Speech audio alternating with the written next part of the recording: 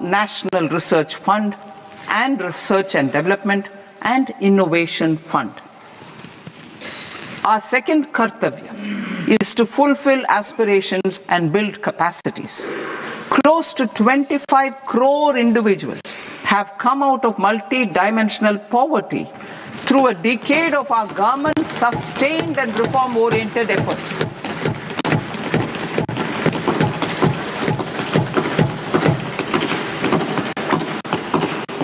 Our government has therefore decided to place a renewed emphasis on the service sector to provide a pathway to fulfilling aspirations of a youthful India with the following measures.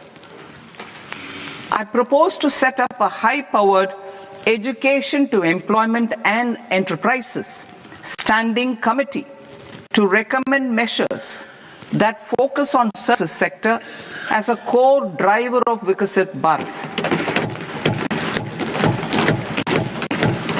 This will make us a global leader in services with a 10% global share by 2047.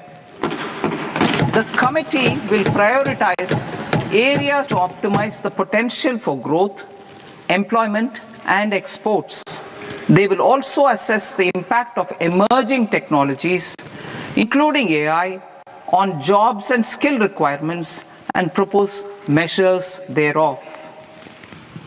To create a range of skilled career pathways, a new range of skilled career pathways for our youth, I propose interventions in the following sectors. Health. Existing institutions for allied health professionals will be upgraded and new AHP institutions established in private and government sectors. This will cover 10 selected disciplines, including optometry, radiology, anesthesia, OT technology, applied psychology and behavioral health, and add 1 lakh AHPs over the next 5 years. A strong care system covering geriatric and allied care services will be built. A variety of NSQF-aligned programs will be developed to train multi-skilled caregivers, combining core care and allied skills such as wellness, yoga, and operation of medical assistive devices.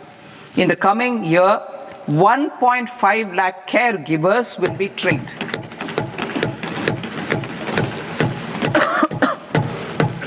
Hubs for medical value tourism. To promote India as a hub for medical tourism services, I propose to launch a scheme to support states in establishing 5 regional medical hubs in partnership with the private sector. These hubs will serve as integrated healthcare complexes that combine medical, educational, and research facilities. They will have Ayush centers, medical value tourism facilitation centers, and infrastructure for diagnostics, post-care, and rehabilitation. These hubs will provide diverse opportunities, job opportunities for health professionals, including doctors and AHPs. Ancient Indian yoga, already respected in several parts of the world, was given a mass global recognition when Honorable Prime Minister took it to the UN. Post-COVID, Ayurveda gained a similar global acceptance and recognition. Exporting quality Ayurveda products helps farmers who grow the herbs and youth who process the products. To meet growing global demand, a few more steps are being taken.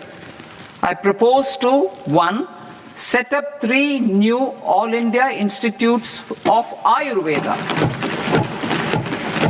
2. Upgrade Ayush pharmacies and drug testing labs for higher standards of certification ecosystem and make available more skilled personnel. 3. Upgrade the WHO Global Traditional Medicine Center in Jamnagar to bolster evidence-based research training and awareness for traditional medicine.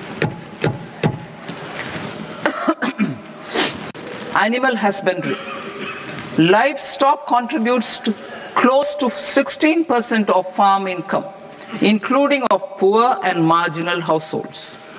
To scale up availability of veterinary professionals by more than 20,000, I propose to roll out a loan-linked capital subsidy support scheme for establishment of veterinary and para-veterinary colleges, veterinary hospitals, diagnostic laboratories, and breeding facilities in private sector.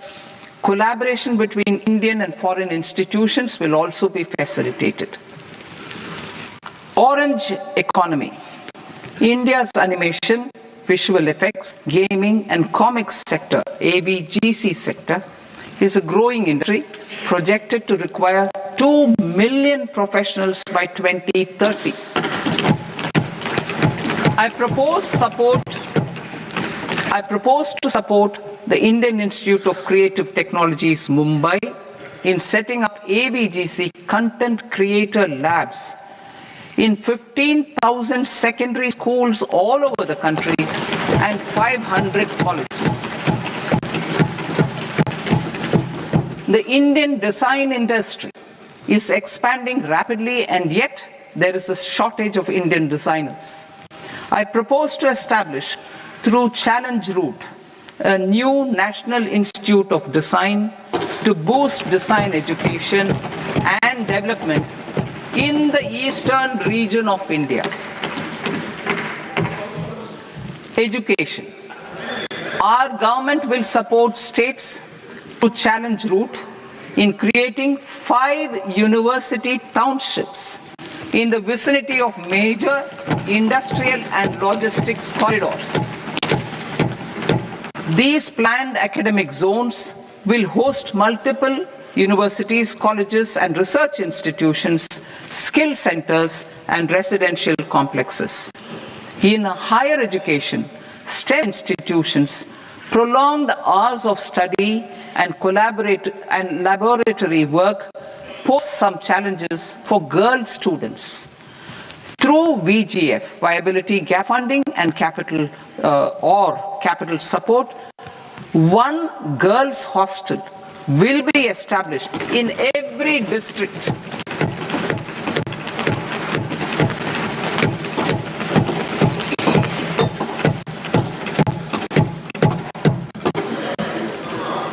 To promote astrophysics and astronomy via immersive experiences. 4 telescope infrastructure facilities will be set up or upgraded. The National Large Solar Telescope, the National Large Optical Infrared Telescope, the Himalayan Chandra Telescope, and the Cosmos 2 Planetarium. Tourism. The tourism sector has the potential to play a large role in the employment generation, forex earnings, and expanding the local economy. I propose to set up a National Institute of Hospitality by upgrading the existing National Council for Hotel Management and Catering Technology. It will function as a bridge between academia, industry, and government. I also propose a pilot scheme for upskilling 10,000 guides in 20 iconic tourist sites through a standardized, high-quality, 12-week training course in hybrid mode in collaboration with the Indian Institute of Management. A national destination digital knowledge grid will be established to digitally document all places of significance, cultural, spiritual, and heritage. This initiative will create a new ecosystem of jobs for local researchers, historians, content creators, and technology partners. India has the potential and opportunity to offer world-class trekking and hiking experience. We will develop ecologically sustainable mountain trails in Himachal Pradesh, Uttarakhand, and Jammu Kashmir. Also in Araku Valley in the Eastern Ghats and Podigamalai in the Western Ghats. Turtle trails along key nesting sites in the coastal areas of Odisha, Karnataka, and Kerala. And 3, bird watching trails along the Pulikat Lake in Andhra Pradesh, Tamil Nadu. It's on the border. Under the visionary leadership of Honorable Prime Minister, we established the International Big Cat Alliance in 2024. This year, India is hosting the first ever Global Big Cat Summit, where heads of governments and ministers from 95 range countries will deliberate on collective strategies for conservation. Heritage and culture tourism.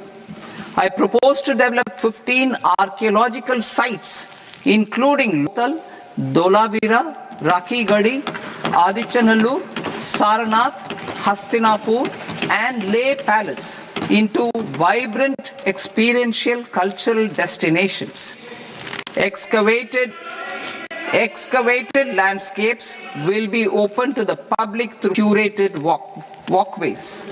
Immersive storytelling skills and technologies will be introduced to help conservation labs, interpretation centers, and guides. The sports sector provides multiple means of employment, skilling, and job opportunities.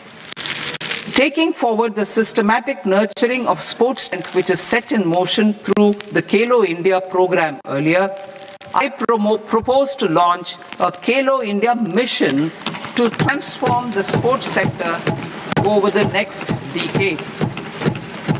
The mission will facilitate an integrated talent development pathway supported by training centers, which are foundational, intermediate, and elite levels.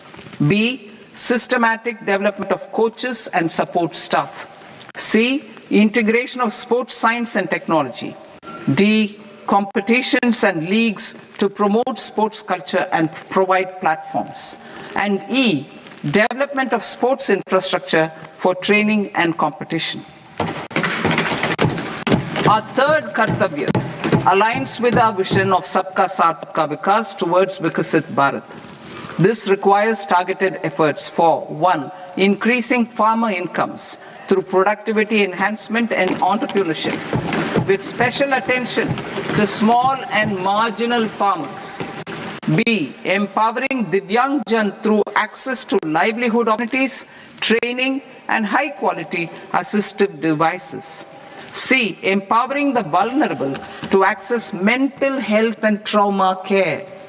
D, focus on the Purvodaya states and the Northeast region to accelerate development and employment opportunities. Fisheries.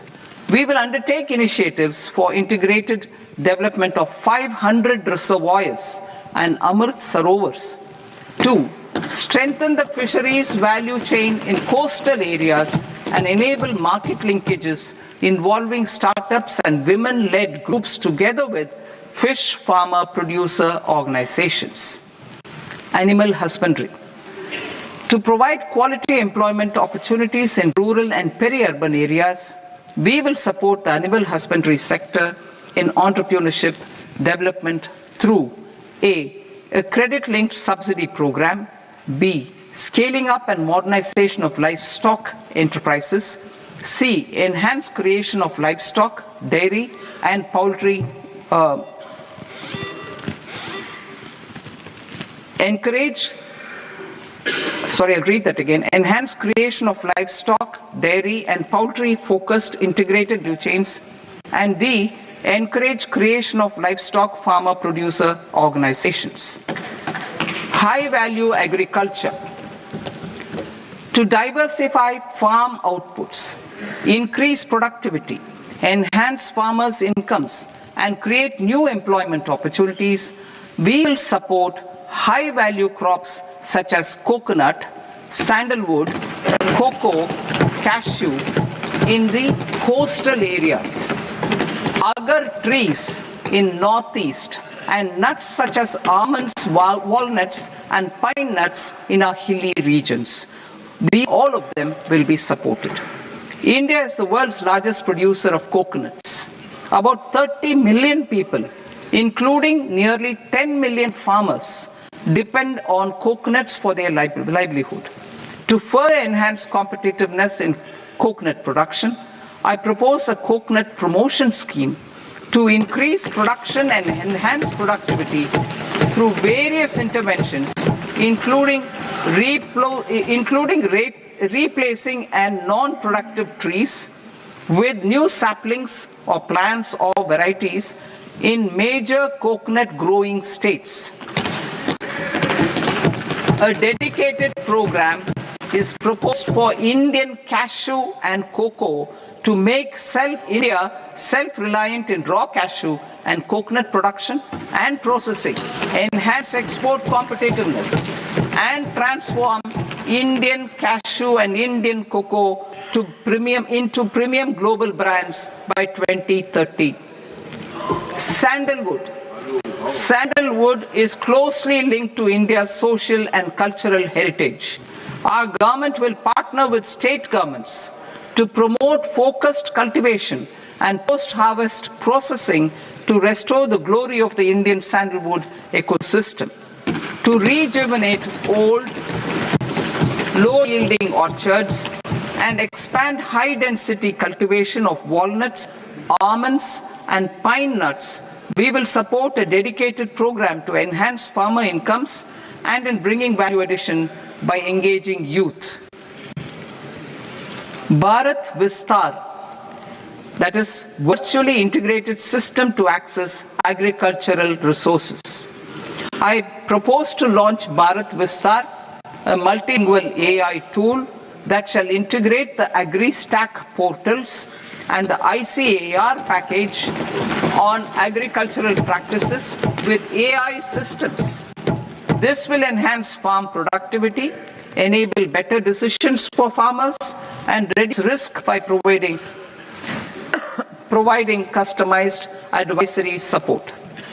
She Marts for rural women-led enterprises. Building on the success of Lakpati Didi program, I propose to help women take the next step from credit-linked livelihoods to being owners of enterprises. Self-help entrepreneur, She Marts will be set up as community-owned retail outlets within the cluster-level federations through enhanced and innovative financing instruments. Empowering Divyangjan. Divyangjan Kaushal Yojana. Information technology, AVGC sectors, hospitality and food and beverages sectors often offer task-oriented and process-driven roles which are suitable for Divyangjan. We will ensure dignified livelihood opportunities through industry-relevant and customized training specific to each Divyangjan group. Divyang Sahara Yojana. Timely access to high-quality assistive devices for all eligible Divyangjan is a fundamental need. I propose to 1. Support the Artificial Limbs Manufacturing Corporation of India, ALIMCO, to set up and to scale up production of assistive devices, invest in R&D and AI integration, strengthen PM Divyasha Kendras, and support setting up of assistive technology marts as modern retail style centers where Divyangjan and senior citizens can see, try, purchase assistive products. Reaffirming our commitment to mental health and trauma care. There are no national institutes for mental health care in North India. We will therefore set up a NIMHANS 2 and also upgrade national mental health institutes in Ranchi and in Tezpur as regional apex institutions. Emergencies expose families, particularly the poor and vulnerable, to unexpected expenditure. We will strengthen and increase these capacities by 50% in district hospitals by establishing emergency and trauma care centers. Focus on Purvodaya states and northeastern regions. Purvodaya, I propose the development of an integrated East Coast industrial corridor with a well-connected node at Durgapur, creation of 5 tourism destinations in 5 Purvodaya states, and the provision of 4,000 e-buses. Buddhist sites in northeastern region. The northeastern region is a civilizational confluence of Theravada and Mahayana or Vajrayana traditions. I propose to launch a scheme for development of Buddhist circuits in Arunachal Pradesh, Sikkim, Assam, Manipur, Mizoram, and Tripura. The scheme will cover preservation of temples and monasteries, pilgrimage interpretation centers, connectivity, and pilgrim amenities. 16th Finance Commission. On 17th November 2025, the 16th Finance Commission submitted its report to the President. As mandated under Article 281 of the Constitution, the government is to lay the report along with the explanatory memorandum on the action taken report on the recommendations of the Commission in Parliament, which, Sir, Honourable Speaker, you've allowed me to do at the commencement of this session. The government has accepted the recommendation of the Commission to retain the vertic share of devolution at 41%. As recommended by the Commission, I have provided 1.4 lakh crores of rupees to the states for the year 2026-2027 as Finance Commission grants. These include rural and urban local body and disaster management grants. Fiscal consolidation. Government has been delivering on our fiscal commitments consistently without compromising on social needs.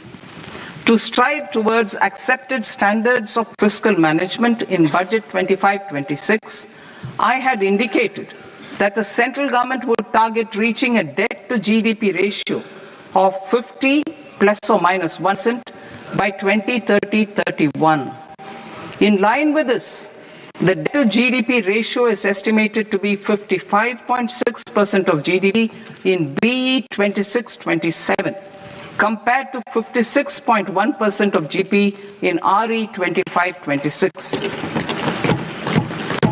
A declining debt to GDP ratio will gradually free up resources for priority sector lending and expenditure by reducing the outgo on interest payments.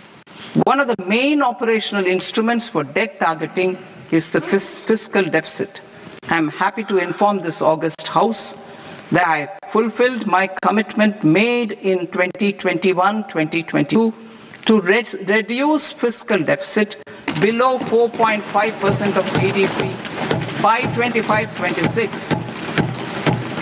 In RE 25-26, the fiscal deficit has been estimated at par with BE of 2025-26 at 4.4% of GDP.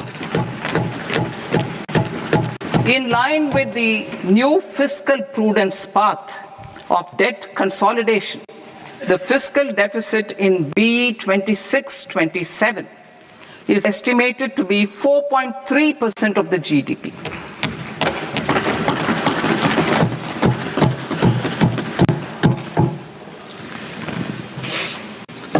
The revised estimates Of the non-debt receipts are 34 lakh crore rupees, of which the centre's net tax receipts are 26.7 lakh crore. The revised estimate of the total expenditure is 49.6 lakh crore rupees, of which the capital expenditure is about 11 lakh crores. Budget estimates 2026 to 2027. Coming to 26-27, the non-debt receipts and the total expenditure are estimated as 36.5 lakh crore and 53.5 lakh crore respectively. The centre's net tax receipts are estimated at 28.7 lakh crore rupees. To finance the fiscal deficit, the net market borrowings from dated securities are estimated at 11.7 lakh crore rupees. The balance financing is expected to come from small savings and other sources. The gross market borrowings are estimated at 17.2 lakh crore rupees. I'll now move to Part B. Part B, direct taxes.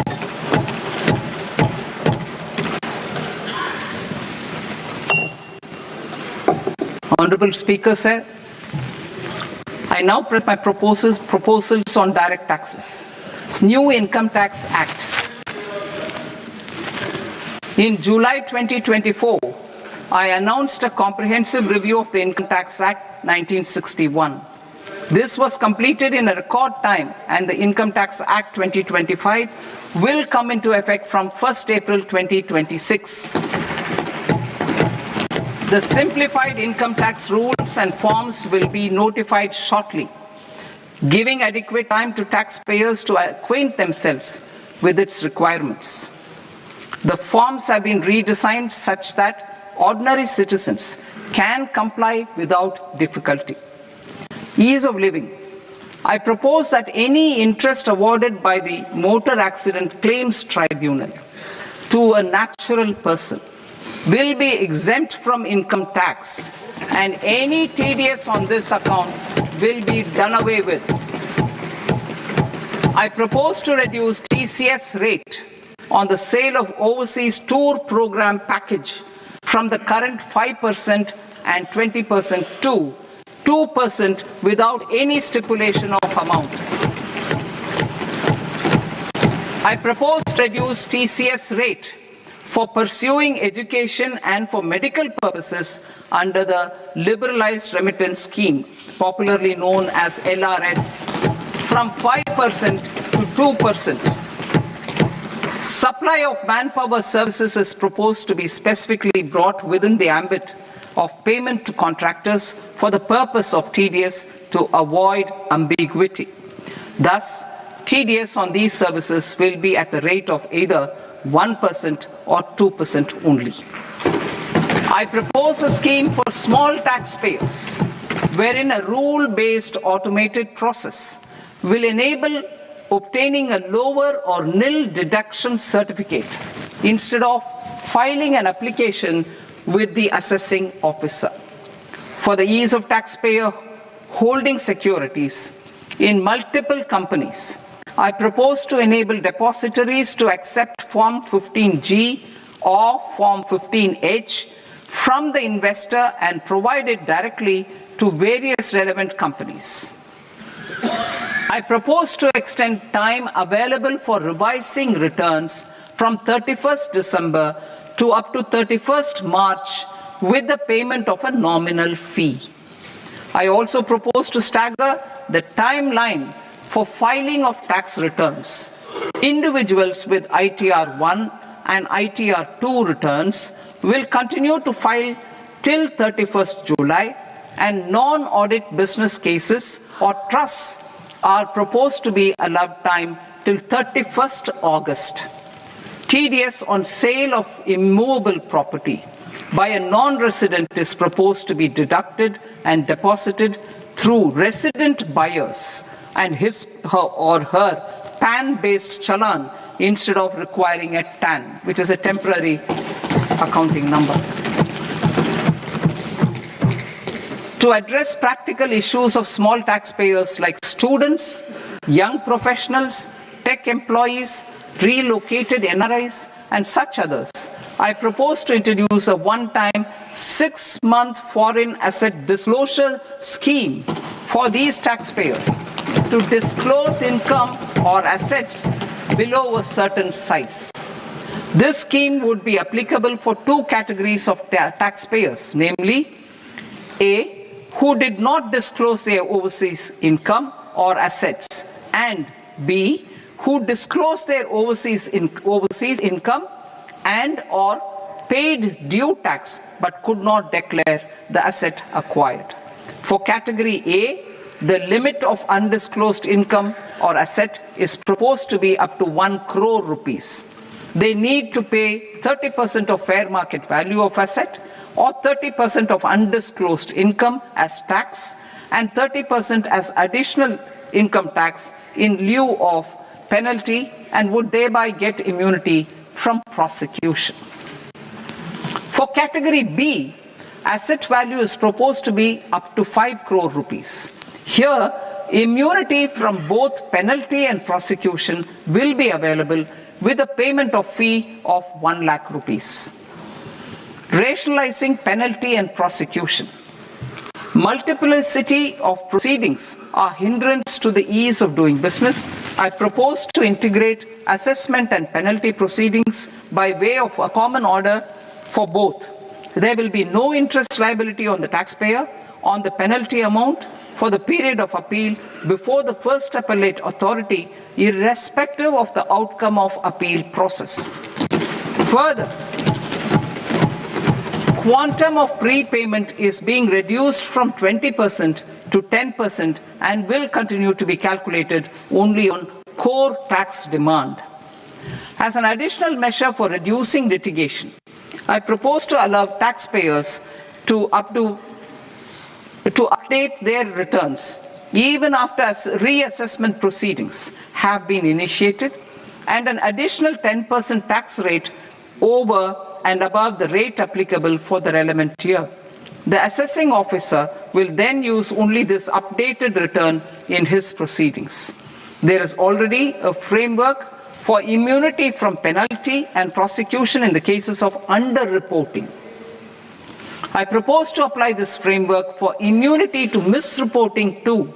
However, in such a case, the taxpayer will need to pay 100% of the tax amount as an additional income tax over and above the tax and interest due. Penalties for certain technical defaults, such as failure to get accounts audited, non-furnishing of transfer pricing audit report, and default in furnishing statement for financial transactions are proposed to be converted into fee.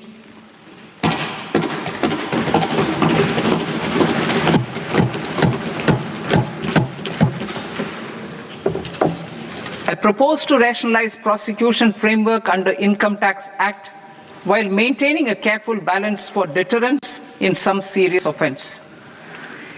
Non-production of books of account and documents and requirement of TDS payment where payment is made in kind are being decriminalized.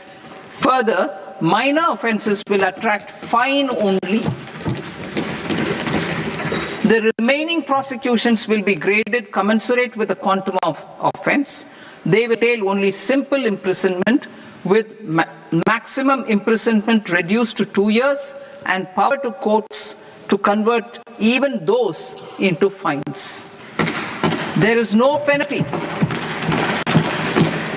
There is no penalty presently for non-disclosure of non-immovable foreign assets with aggregate value less than 20 lakh rupees. I propose to also provide them with immunity from prosecution with retrospective effect from 1/10/2024.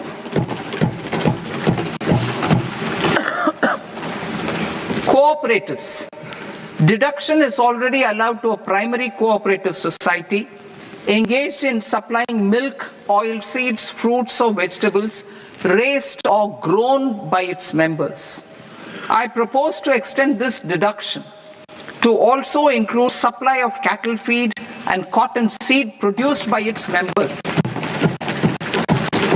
Propose to allow inter-cooperative society dividend income as deduction under the new tax regime to the extent it is fully distributed to its members. I further propose to allow exemption for a period of 3 years to dividend income received by a notified national cooperative federation on their investments made in companies up to 31/1/2026. This exemption would be allowed only for dividends further distributed to its member cooperatives. Supporting IT sector as India's growth engine. It is a global leader in software development services, IT-enabled services, knowledge process outsourcing services, and contract R&D services relating to software development. These businesses and their segments are quite interconnected with each other. All these services are proposed to be clubbed under a single category of information technology services with a common safe harbor margin of 15.5% applicable to all.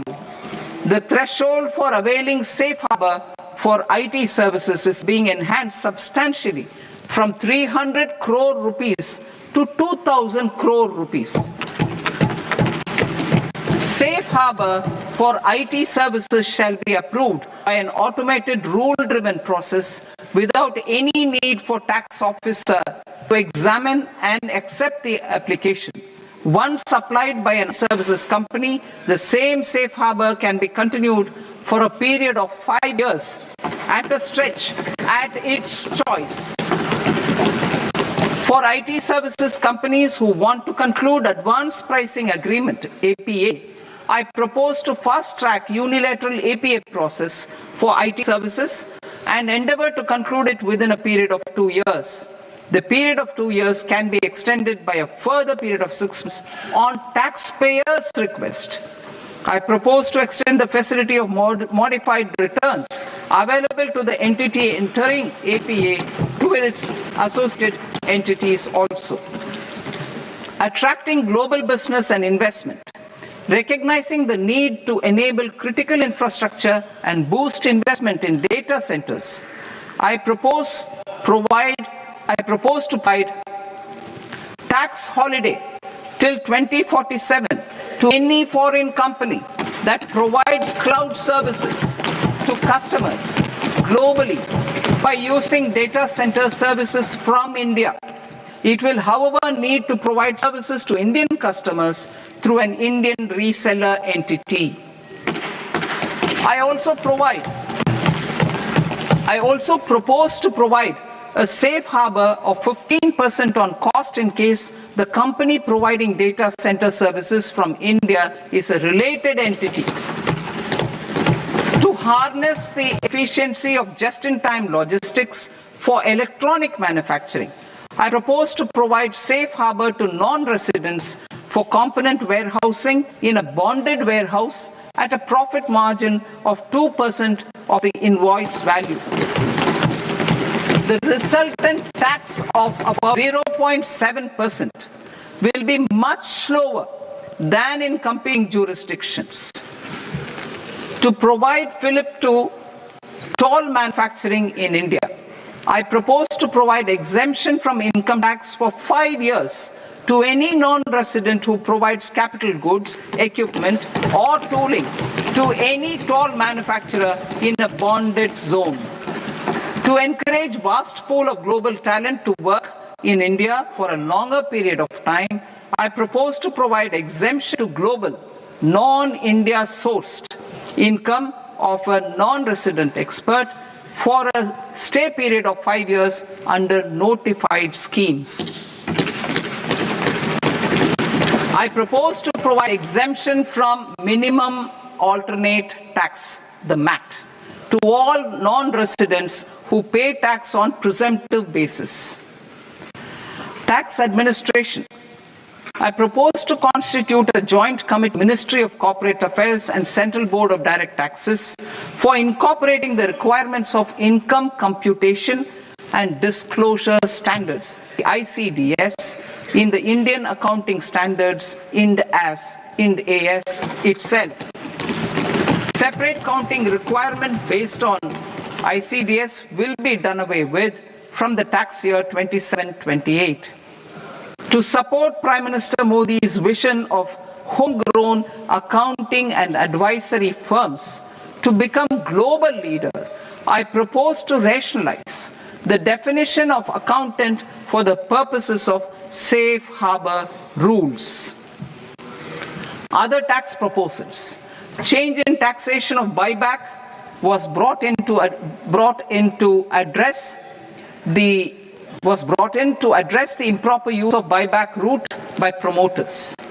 In the interest of minority shareholders, I propose to tax buyback for all types of shareholders as capital gains. However, to disincentivize misuse of tax arbitrage, promoters will pay an additional buyback tax. This will make effective tax 22% for corporate promoters. For non-corporate promoters, the effective tax will be 30%. TCS rate for sellers of specific goods, namely alcoholic liquor, scrap, and minerals, will be rationalized to 2%, and that on tendu leaves will be reduced from 5% to 2%. I propose to raise the STT on futures to 0.05% from the present 0.02%. STT on options premium and exercise of options are both proposed to be raised to 0.15% from the present rate of 0.1% and 0.125% respectively. We reformed the taxation landscape for corporates in 2019 by providing them a simplified regime with lower tax rate so that they could productively focus on business rather than on claim of deductions and exemptions. To encourage companies to shift to the new regime, set off of brought forward MAT credit, minimum alternate tax credit, is proposed to be allowed to companies only in the new regime. Set off using available MAT credit is proposed to be allowed to an extent of 1/4 of the tax liability in the new regime. MAT is supposed to be made final tax, so there will be no further credit accumulation from 1st April 2026. In line with this change, the rate of final tax is being reduced to 14% from the current MAT rate of 15%.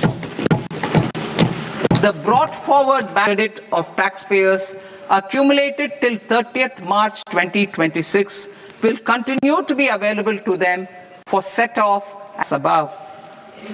Indirect taxes. I shall now take up proposals related to indirect taxes. My proposals for customs and central excise aim to further simplify the tariff structure, support domestic manufacturing, promote export competitiveness, and correct inversion in duty. To continue weeding out long continuing customs duty exemptions, I propose to remove certain exemptions on items which are being manufactured in India or where the imports are negligible.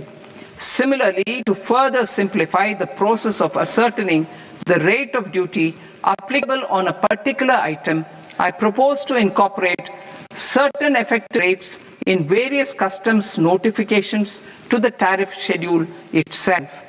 I shall now take up sector-specific proposals. Promotion of exports of marine, leather, and textile products.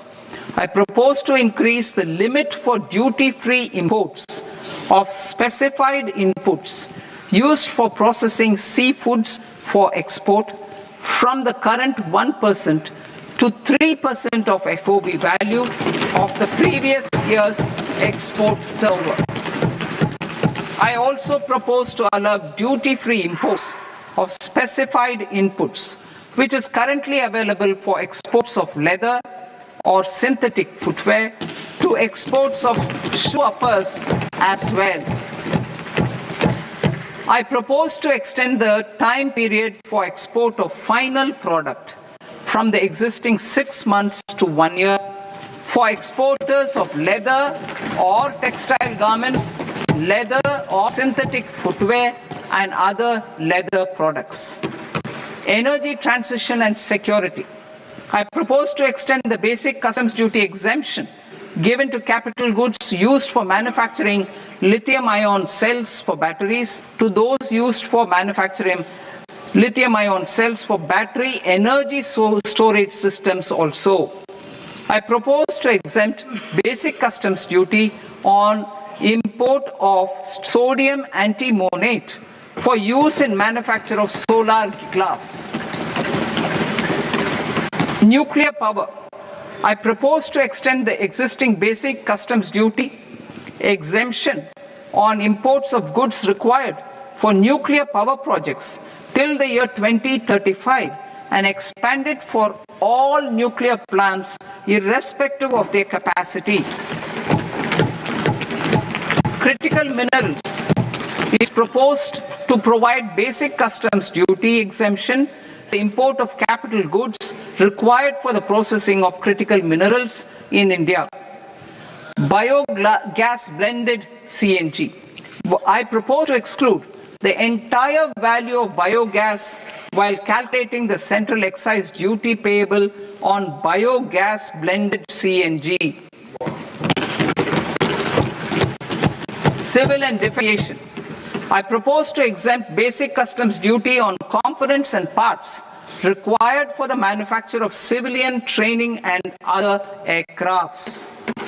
It is proposed to exempt basic customs duty on raw materials imported for manufacture of parts of aircraft to be used in maintenance, repair, or overall requirements by units in the defense sector.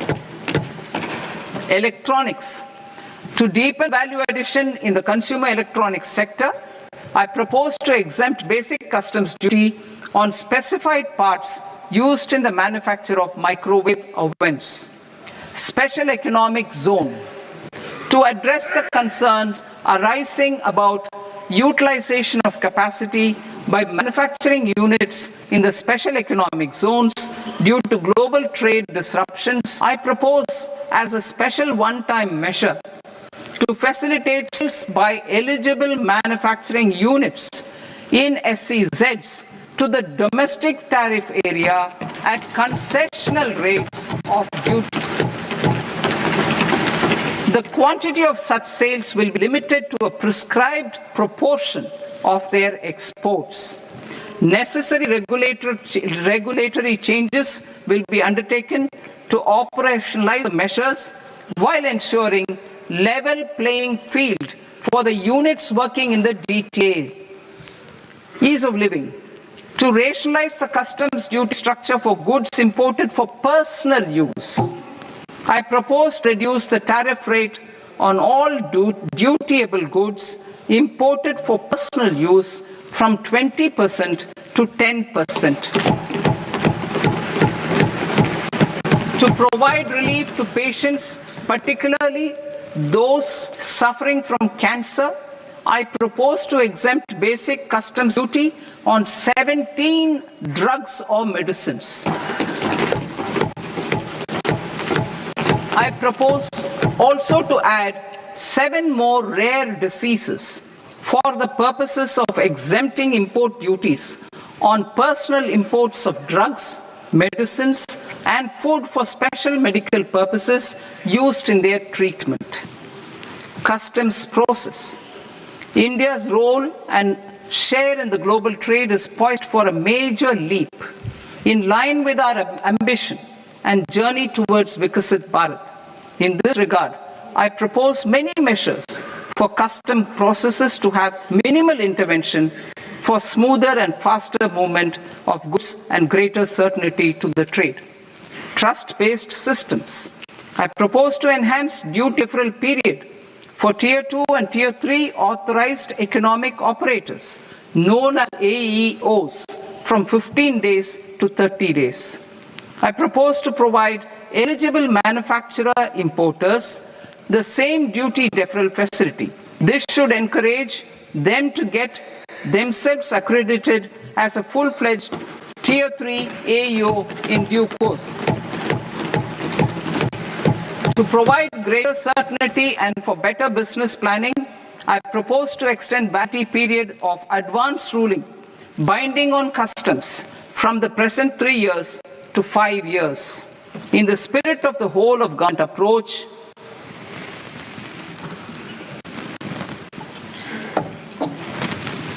government agencies will be encouraged to leverage AEO accreditation for preferential treatment in clearing their cargo. Regular importers with trusted long-standing supply chains will be recognized in the risk system so that the need for verification of their cargo every time can be minimized. Export cargo using electronic sealing. Export cargo using electronic sealing will be provided through clearance from the factory premises to the ship. For import of goods not needing any compliance, filing of bill of entry by a trusted importer and arrival of goods will automatically notify customs for completing their clearance formalities. This will enable goods to be released immediately on arrival. The customs warehouse framework will be transformed into a warehouse operator-centric system with a self-declarations, electronic tracking, and risk-based audit. These reforms will move away from the current system of officer-dependent approvals and reduce transaction delays and compliance costs. Ease of doing business.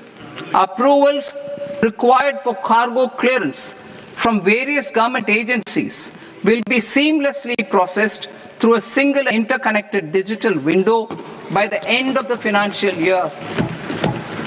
Processes involved in clearance of food, drugs, plant, and animal and wildlife products, accounting for about 70% of interdicted cargo, will be operationalized on this system by April 2026 itself.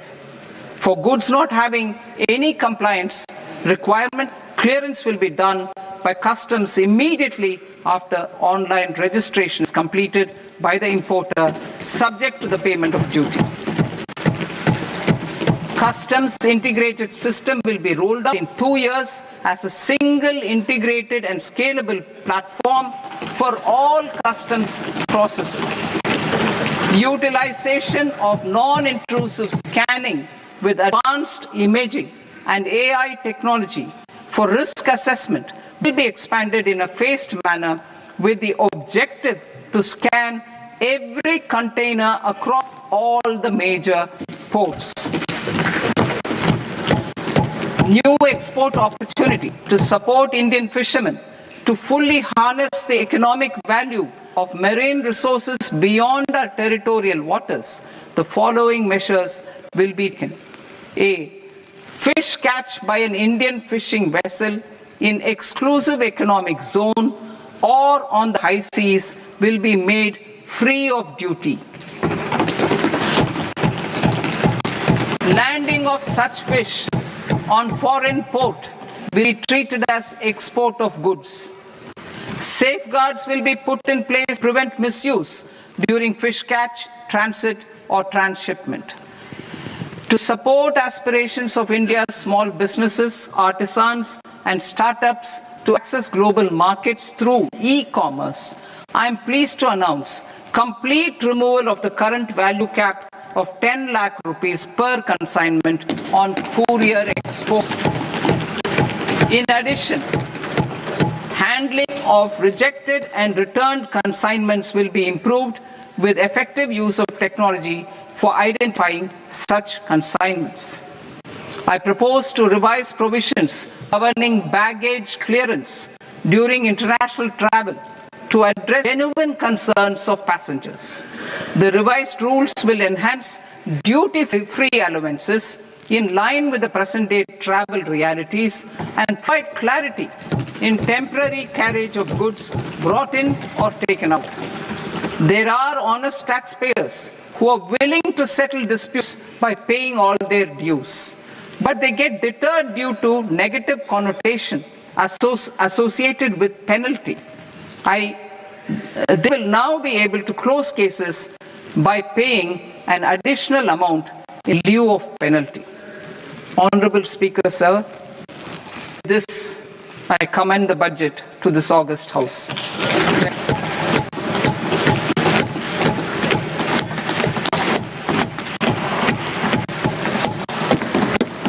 One and a half hours. Item number 3, माननीय वित्त मंत्री जी.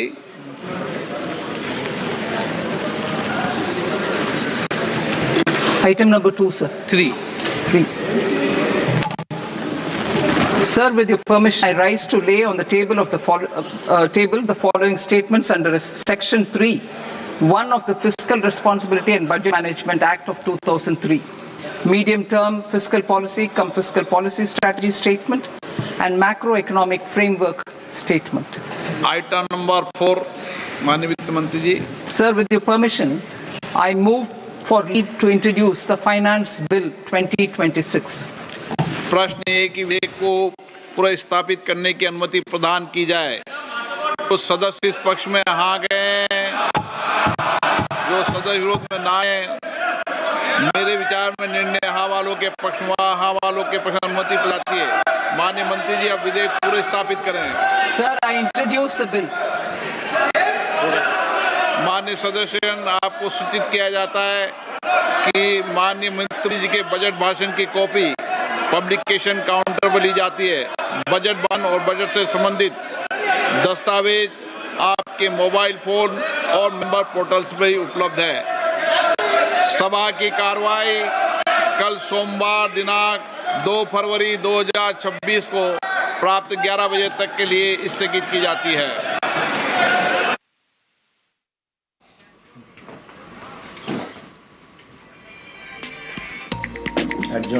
Budget পেশ হলো. এবার budget থেকে কি পেলাম, budget কেমন হলো,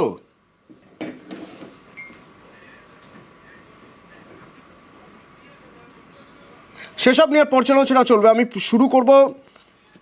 শুরু করব আমি অরিজিতা দিকে কি পেলাম. আমরা এই যে পুরো বাজেটটা, প্রথমত এই বাজেটের শুরুতে আমরা অনেক কথা বলছিলাম যে এই বাজেট জনমুখী হবে কিনা, 5টা রাজ্যে ভোট, সেই ভোটের কথা ভেবে হবে কিনা. বহির্বিশ্বে এই মুহূর্তে একটা অর্থনৈতিক টালমাটাল পরিস্থিতি চলছে, সেটা মাথায় রেখে বাজেট পেশ হবে কিনা. এই বাজেট পেশের পরে কি মনে হলো, প্রপার ব্যালেন্স করে একটা বাজেট পেশ? আমি যদি খুব ক্রস খুব অ্যাপারেন্ট ধরতে চাই, ঠিক কি মনে হচ্ছে? আসলে না, এই যে পরিস্থিতিটাতে ম্যাডাম বাজেটটা পেশ করলেন, সেই পরিস্থিতিতে এর থেকে বেশি খুব একটা চেঞ্জ করার জায়গাটা ছিল বলে আমার মনে হয় না. একদিকে জিওপলিটিক্যাল সিচুয়েশন, আরেকদিকে আমাদের এক্সটার্নাল সেক্টরের যে একটা বয়ান্সি রয়েছে, যথেষ্ট ভালো এক্সপোর্টস অবস্থা রয়েছে.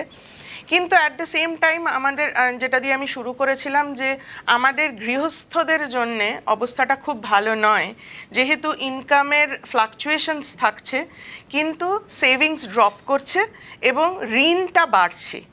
আমার মনে হয়েছিল, আমার যদি ব্যক্তিগতভাবে যদি জিজ্ঞাসা করেন, সমাজবিজ্ঞানের ছাত্রী হিসেবে আমি ভেবেছিলাম যে স্বাস্থ্য আর শিক্ষা এই দুটোতে আরেকটু বেশি ফোকাস আসবে. কারণটা বলি, যে আমরা একদিকে বলছি আমরা চতুর্থ বৃহত্তম অর্থনীতি, কিন্তু এখনো আমাদের মধ্যবিত্ত এবং উচ্চবিত্ত ফ্যামিলির থেকে অধিকাংশ ছেলেমেয়েরাই তাদের অ্যাসপিরেশনটাই হচ্ছে বিদেশে গিয়ে পড়বো. তাহলে সেই জন্যই তো উনি বললেন, ছাড় দিলেন সেটার জন্য, সেটা তো একটা রিফ্লেক্ট করলো যে সেটা কতটা সত্যি। তাই জন্যে আমার মনে হয়েছিল যে স্বাস্থ্য আর শিক্ষায় শুধুমাত্র ইন্স্যুরেন্স পলিসি, মানে সেটা স্বাস্থ্যসাথী হোক বা উল্টো দিকে পিএমজেই হোক, আয়ুষ্মান ভারতী হোক, সেটা দিয়ে তো এনাফ হচ্ছে না, ফাইন্যান্সিয়াল প্রোটেকশন দিতে পারছে না।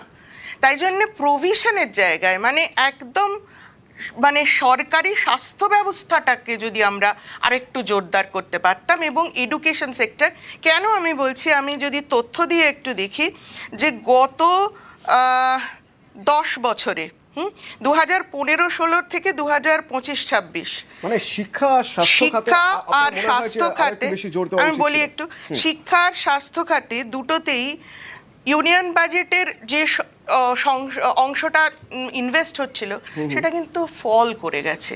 মানে অ্যাবসলিউট টাকায় তো বেড়েছেই, কিন্তু আমার তো জিডিপিও বেড়েছে, আমার তো ইউনিয়ন বাজেটের ভ্যালুও বেড়েছে, কিন্তু একদম ইকোনমিক সার্ভের তথ্য বলছে যে সেখানে কিন্তু একটা ড্রপ হয়েছে শেয়ারে।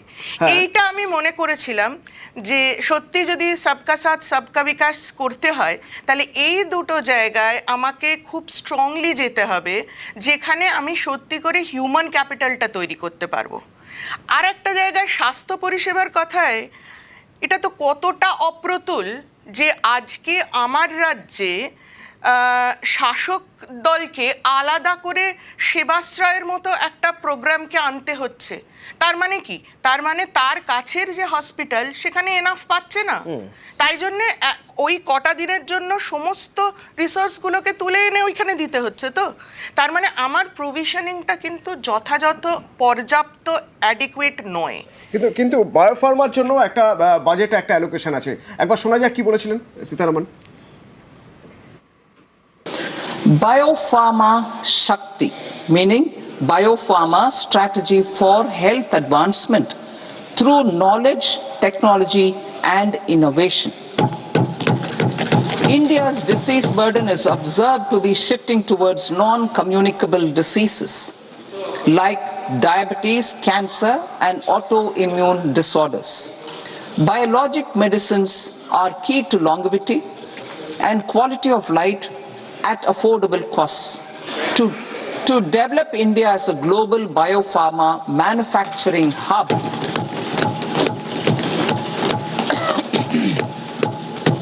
I propose the Biopharma Shakti with an outlay of 10,000 crores over the next 5 years. বাজেটে আয়ুর্বেদ প্রসঙ্গ নিয়েও রয়েছে, অ্যালোকেশন রয়েছে, বাজেট বরাদ্দ হয়েছে কি? Ayurveda gained a similar global acceptance and recognition. Exporting quality Ayurveda products helps farmers who grow the herbs and youth who process the products. To meet growing global demand, a few more steps are being taken. I propose to 1. Set up 3 new All India Institutes of Ayurveda. 2. Upgrade Ayush pharmacies and drug testing labs for higher standards of certification ecosystem and make available more skilled personnel. 3. Upgrade the WHO Global Traditional Medicine Center in Jamnagar to bolster evidence-based research, training and awareness for traditional medicine. একেবারে শুনে নেওয়া যাক health education অর্থাৎ স্বাস্থ্য শিক্ষা খাতেও কত বরাদ্দ হলো। Education. Our government will support states to challenge route in creating 5 university townships in the vicinity of major industrial and logistics corridors. These planned academic zones will host multiple universities, colleges and research institutions, skill centers and residential complexes.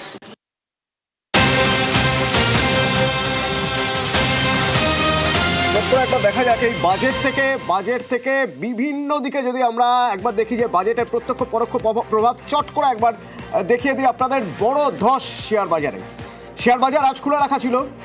Budget যেহেতু আজ রবিবার share বাজার খোলা ছিল এবং share বাজারে বড় সড় ধস।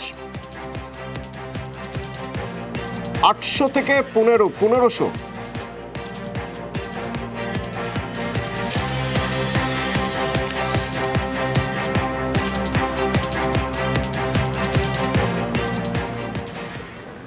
বিজেপিকে রিপ্রেজেন্ট করছেন শঙ্কুদেব আছেন। শঙ্কুদেব, আমরা তো জানি যে শেয়ার বাজার একটা মাপকাঠি, একটা নীতি। বাজেট ভালো হলে সেই অনুযায়ী শেয়ার বাজারে ওঠানামা হয়। কিসের ইঙ্গিত, কি মনে হচ্ছে? শুনুন, আমার মনে হয় যে এই রিফ্লেকশন কিছুক্ষণের মধ্যেই আসতে শুরু করবে। এটা খুব তাৎক্ষণিক ইমিডিয়েট রিয়াকশান আসছে, কিন্তু আমি আপনাকে কয়েকটা জায়গা আজকে এই বাজেট নিয়ে রিয়াকশানের ক্ষেত্রে বলতে চাইব। প্রথমত হচ্ছে, দেখুন, পশ্চিমবাংলার অধিবাসী হিসেবে পানিহাটির মানুষ খুবই আনন্দিত হওয়া উচিত, কারণ তারা একটা NIPR পেয়েছেন। এছাড়াও সবথেকে গুরুত্বপূর্ণ, বহুদিন ধরে অর্জুন সিংরা আন্দোলন করতেন যে জুটের জন্য আলাদা একটা স্কিম ডিক্লেয়ার হোক, সেটা আজকে ফর্মালি অ্যানাউন্সড হয়েছে, সেটা তারা পেয়েছেন। এখনও পর্যন্ত ওয়েস্ট বেঙ্গল বিগেস্ট বেনিফিশিয়ারি হবে, প্রায় 200টার উপরে ইন্ডাস্ট্রিয়াল ক্লাস্টার তৈরি হতে চলেছে, যার মধ্যে ওয়েস্ট বেঙ্গলের যথেষ্ট বেশি ভূমিকা রয়েছে। এছাড়াও ডানকুনি টু সুরাট যেটা ফ্রেট করিডোর হবে, সেটাতে আমাদের অনেক সুবিধে। বারাণসী শিলিগুড়ি আমরা বুলেট ট্রেন পেয়েছি, তাতে অনেকটা সুবিধে। এবং Varanasi new Delhi corridor also announced হয়েছে, যেটা শিলিগুড়ির হচ্ছে কানেকশানে থাকবে, সেটা আমাদের পক্ষে অনেক বেশি লাভজনক হয়েছে। এছাড়া গার্লস হস্টেল ডিক্লেয়ার করা হয়েছে মেয়েদের জন্য, যেটা যথেষ্ট সুবিধা হবে। প্রত্যেকটা ডিস্ট্রিক্টে এটা পাওয়ার সম্ভাবনা রয়েছে। আমি জানি না তৃণমূল কতটা তা করতে পারবে ও করে দেবে। এবং এরপরেও রয়েছে 5টা স্টেটে মেডিকেল ট্যুরিজম, যেটা অত্যন্ত বেশি গুরুত্বপূর্ণ জায়গায় যাবে ওয়েস্ট বেঙ্গল বলে আমার মনে হয়। ইনকাম কোথায়? আরে শেষ করি। জায়গাটা কোথায় দেখান? আরে দাঁড়ান, আমি শেষ করিনি। আরে আপনার কথা শুনবো, আপনি যদি বাস করতে আমার রিঅ্যাকশনের মধ্যে ঢুকে গেলেন, আপনাকে এক বলতে দেবো না। আমরা তো আমাদের বাংলায় যেটা উপকার হয়েছে বলতে দেবেন না তো, জ্বালা হয়েছে বলুন। এরপরে তো আরো স্পেসিফিক্যালি বলবো, ইস্ট কোস্ট ইন্ডাস্ট্রিয়াল করিডোর হচ্ছে দুর্গাপুরে, যেটা আমরা পেয়েছি। আমার বক্তব্য হচ্ছে খুব স্পষ্ট, দেখুন, করিডোর অ্যানাউন্স করলে তো হবে না, সেই করিডোরটা তো আর আকাশে হবে না, জমি দেবে না এরা আজকে একটা সল্টলেক সেক্টর 5-এ মেট্রো রেল করা যাচ্ছে না মাত্র, মানে বাজেটে সব রকম সংস্থান রয়েছে, রাজ্যগুলোকে কিভাবে আরো এগিয়ে নিয়ে যাওয়া যায় সেই সব ব্যবস্থা রয়েছে, তাই তো? পশ্চিমবঙ্গের জন্য অনেক সুবিধা দিতে পারবে। আর বলতে লাখপতি দিদি শুনো, দেখুন, ভাস্কর সিংহ রায়, মানে আমি বলছি বাজেট অ্যালোকেশন যেখানে যা কিছু হয়েছে সেটা আপনারা বিস্তারিত দেখবেন। রাজ্যগুলো প্রাপ্ত টাকা কেন্দ্রীয় সরকার দেয় না, ইনডাইরেক্ট ট্যাক্সের GST কালেকশনের টাকা দেয় না, বিভিন্ন জনহিতকর প্রকল্প মানরেগা টাকা বন্ধ করে দিয়েছে, মানে সুপ্রিম কোর্টকে ইন্টারফেয়ার করতে হয়। দেখুন, একটা কথা হচ্ছে যে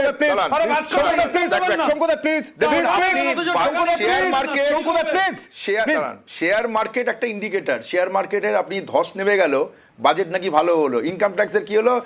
ইনকাম ট্যাক্স ITR 1 ITR 2 31 জুলাইয়ের মধ্যে ফাইল করবেন, কিন্তু 31 মার্চের মধ্যে রিভিশন করবেন। কি দিল? TCS, ফরেনে যাওয়ার TCS এর জন্য, যেটা 2% করেছে। আর কি করেছে? ক্লাউড ট্যাক্স, মানে যারা ক্লাউড কম্পিউটিং ইত্যাদিতে ইনভেস্ট করবে ফরেন কোম্পানি, তাদের 2047 অবধি কর ছাড় দিয়ে রেখেছে। সাধারণ মানুষের আপনি দেখুন স্পেন্ডিং, যেটা দিদি বলছিলেন যে আমাদের হাতে টাকা কোথায়, এক্সপেন্ডিচার কোথায়, আমরা লোন নিচ্ছি, লোন রিপেমেন্ট করতে পারছে না। আপনি যেটা ছোট ছোট বাড়িগুলো, যেটা 30 লক্ষ টাকার মধ্যে, সেটাকে 30 লক্ষ, তার কেনা বেচা কমে গেছে। আপনি মার্কেটের আপনি যে GDP যে ক্যালকুলেশন করেন 2025 সালের নভেম্বর মাসে IMF এটাকে C ক্যাটাগরি করেছে, C। তাহলে আপনি কিসে গ্রোথ দেখাচ্ছেন? আপনার এখানে বলুন যে এক্সপোর্টের লক্ষ্য কি? আমেরিকার বাজার তো ট্যারিফের জন্য এখন বন্ধ, তাহলে এই যে গোল্ড অ্যান্ড জুয়েলারি, সেগুলো এক্সপোর্ট করবে কতটা এবং কোথায়? ইউরোপিয়ান বাজার অত বড় নয়, it can't be compared with US market. তাহলে আমাদের এখানে এক্সপোর্ট, আমাদের এখানে GDP, এই যে একটা কিছু স্ট্যাটিস্টিক্যাল ডেটা নিয়ে যে প্রডিউস করছে, সেই স্ট্যাটিস্টিক্যাল ডেটাটার কোনো ইম্প্যাক্ট কি আছে মানুষের মধ্যে, সেটা কিন্তু পর্যালোচনা করা দরকার। মানুষের আরেকটা কথা বলি, কর্মসংস্থানের কথা বলছেন, গিগ ইকোনমি, এখন পার্মানেন্ট কোনো কাজ নেই। সারা ভারতবর্ষ জুড়ে গিগ ইকোনমি, 6 মাসের কাজ করছে, 3 মাস কাজ করছে, তারপরে কাজ নেই। মানে স্থায়ী কর্মসংস্থানের লক্ষ্যে সরকারের কোনো দিশা দেখাতে পেরেছে? কিন্তু আমি সঙ্গে কথা বলবো যে একটা ভিশনের কথা বলছেন, শঙ্কুদেব বললেন যে একটা ভিশন, বাজেট একটা ভিশন তৈরি করে দিয়েছে, আমাদের রাজ্য অনেক কিছু পেতে পারে, পাওয়ার মতো পরিস্থিতি রয়েছে, কিন্তু সেখানেও ইফ অ্যান্ড বাটস রয়েছে, কিন্তু ভিশন তো তৈরি করে দিয়েছে। মনে হয় আপনার? ভিশনের আমাকে দেখুন একটা কথা হচ্ছে যে বাজেট যে ভিশনারি কোন দিক থেকে ভিশনারি দেখবেন আপনাকে প্রথম হচ্ছে যে প্রোডাকশন বাড়াতে হবে এক্সপোর্ট বাড়াতে হবে আপনি বলুন যে আমাদের জিডিপির বেশিরভাগ অংশটা যে সার্ভিস সেক্টর থেকে সার্ভিস সেক্টর থেকে ম্যানুফ্যাকচারিং সেক্টরের কোথায় জিডিপি কোথায় ম্যানুফ্যাকচারিং সেক্টর জিডিপি কোথায় বলতে হবে আপনারা তো বলেছিলেন সমুদ্র আমরা এতক্ষণ ধরে একটা বাজেট শুনলাম আমাদের নেতা রাহুল গান্ধী প্রথম দিন থেকে বলে এসছেন যে একটা হলো বাজেট লাস্ট 11 বছর ধরে চলছে আজকেরও বাজেটটা আপনি শুনুন কেউ কিছু বলতে পারবে না যে বাজেটে কি এক্স্যাক্টলি পেলাম আপনি দেখুন উনি বললেন বায়োফার্মা না আপনি কিভাবে বলছেন বলতে দিচ্ছি ধরে হলো বাজেট চলছে তাহলে দেশটা না সেটাই তো বলছি দেশটা মনোপলিরাই চালাচ্ছে পুরোপুরি মনোপলিরাই চালাচ্ছে আমরা আজকে দেখছি যারা অতি রিচ তারা এখানে কর্পোরেট ট্যাক্স কম দিচ্ছে এবং তাদের পার্সোনাল ট্যাক্সের থেকে বাঁচার জন্য দুবাই বা অন্য কোনো ট্যাক্স হেভেন্সে চলে যাচ্ছে একটা পয়েন্ট দেখুন 10,000 কোটি টাকা উনি বায়োফার্মাতে দিচ্ছেন আপনি জানেন বায়োফার্মার সব থেকে বড় যে ভ্যাকসিনেশনের জন্য যে কোভিডের সময় যে ব্যক্তি আমি নাম নেব না সেই ব্যক্তি আজকে এনআরআই হয়ে গেছেন তিনি আজকে আরসিবি কিনছেন তো ইন্ডিভিজুয়ালসরা রিচ হচ্ছে কিন্তু জনগণের কিছু হচ্ছে না একটা পয়েন্ট দেখুন আয়ুর্বেদার জন্য উনি বললেন 5টা স্টেটকে তিনি জিনিসপত্র মানে জায়গা দেবেন কোন 5টা স্টেট এটা কি বাংলা আছে তার মধ্যে না এখানে খালি যারা ডাবল ইঞ্জিন সরকারের মধ্যে পড়ছে তাদের জন্য সেটার কোনো স্পেসিফিকেশন নেই আসুন বুলেট ট্রেনে যেটা শঙ্কুদেব বলছিল আমরা জানি যবে থেকে নরেন্দ্র মোদীজি এসছেন তবে থেকে আমরা জানি যে আহমেদাবাদ থেকে মুম্বাইয়ের মধ্যে একটা বুলেট ট্রেন করিডোর হওয়ার কথা আজকে 12 বছরে কোনো বুলেট ট্রেন করিডোর আসেনি তাহলে কবে আমাদের এই বাংলা থেকে গুজরাট না বারাণসী থেকে যাবে কবে এটা হবে সেটা বলতে পারছেন না এইবার দেখুন আমার শেয়ার মার্কেট যেটা শঙ্কুদেব বললো না ধস হয়ে গেছে ফার্স্ট রিয়াকশন বিজেপি সব থেকে ইম্পর্টেন্ট একটা সেক্টর হলো রিটেল ইনভেস্টর যারা আজকে রিটেল ইনভেস্টর মানে যারা ভারতে থাকে তাদের টাকা চলে যাচ্ছে কিন্তু মনোপলিজদের কিছু ক্ষতি হচ্ছে না তো জনগণের কাছে টাকাটা কোথায় এরাও যারা আজকে শেয়ার মার্কেটে ইনভেস্ট করছে তাদের টাকাটা কোথায় যাচ্ছে কিন্তু তারা যখনই কিছু গেইন হয় ক্যাপিটাল গেইন ট্যাক্স দিতে হচ্ছে ক্যাপিটাল গেইন ট্যাক্সটা বারবার বেড়ে যাচ্ছে আসি আর লাস্ট পয়েন্ট তুমি বলে নাও কোনো রিলিফ নেই আমি একটা কথা বলতে চাই মনমোহন সিংকে বিজেপি এত কথা বলে আপনারা দেখবেন 2008 সালে যখন গ্লোবাল রিসেশন হয়েছিল আমরা 2014 থেকে আজকে 2026 কোনো গ্লোবাল রিসেশন কিন্তু দেখিনি আজকে তেলের দাম দেখুন আর সেই সময় তেলের দাম দেখুন 2008-এর যে রিসেশন যেটা আমেরিকাতে হয়েছিল লিমন ব্রাদার্সের যে ক্র্যাশটা হয়েছিল আমরা কিন্তু তারপরে 2014 পরে কোথাও দেখিনি তা সত্ত্বেও মনমোহন সিং এর সময় ভারতের ইকোনমিক স্ট্যাটাসটা দেখুন লোকের কাছে কত টাকা ছিল এইভাবে বোধহয় তুলনা করাটা সম্ভব নয় কেন বলছি তার কারণ বাজেট একটা ভিশন সবসময় আপনি বলছেন যে আম আদমি কিছু পায়নি এবার যদি আম আদমির কথা ভেবে বাজেট করতে হতো তখন আপনারা বলতেন জনমোহিনী বাজেট যদি ভিশনের কথা বলা হয় তাহলে ভিশনের দিক থেকে দেখতে গেলে আমি দেখতে পাচ্ছি এখানে আর্টিফিশিয়াল ইন্টেলিজেন্সের জন্য বরাদ্দ করা হয়েছে আমি দেখতে পাচ্ছি এখানে এমএসএমইর জন্য একটা ভালো বরাদ্দ রয়েছে তাছাড়া কি কর্মসংস্থান আছে আরো আছে আমি বলছি প্লিজ বলতে দিতে হবে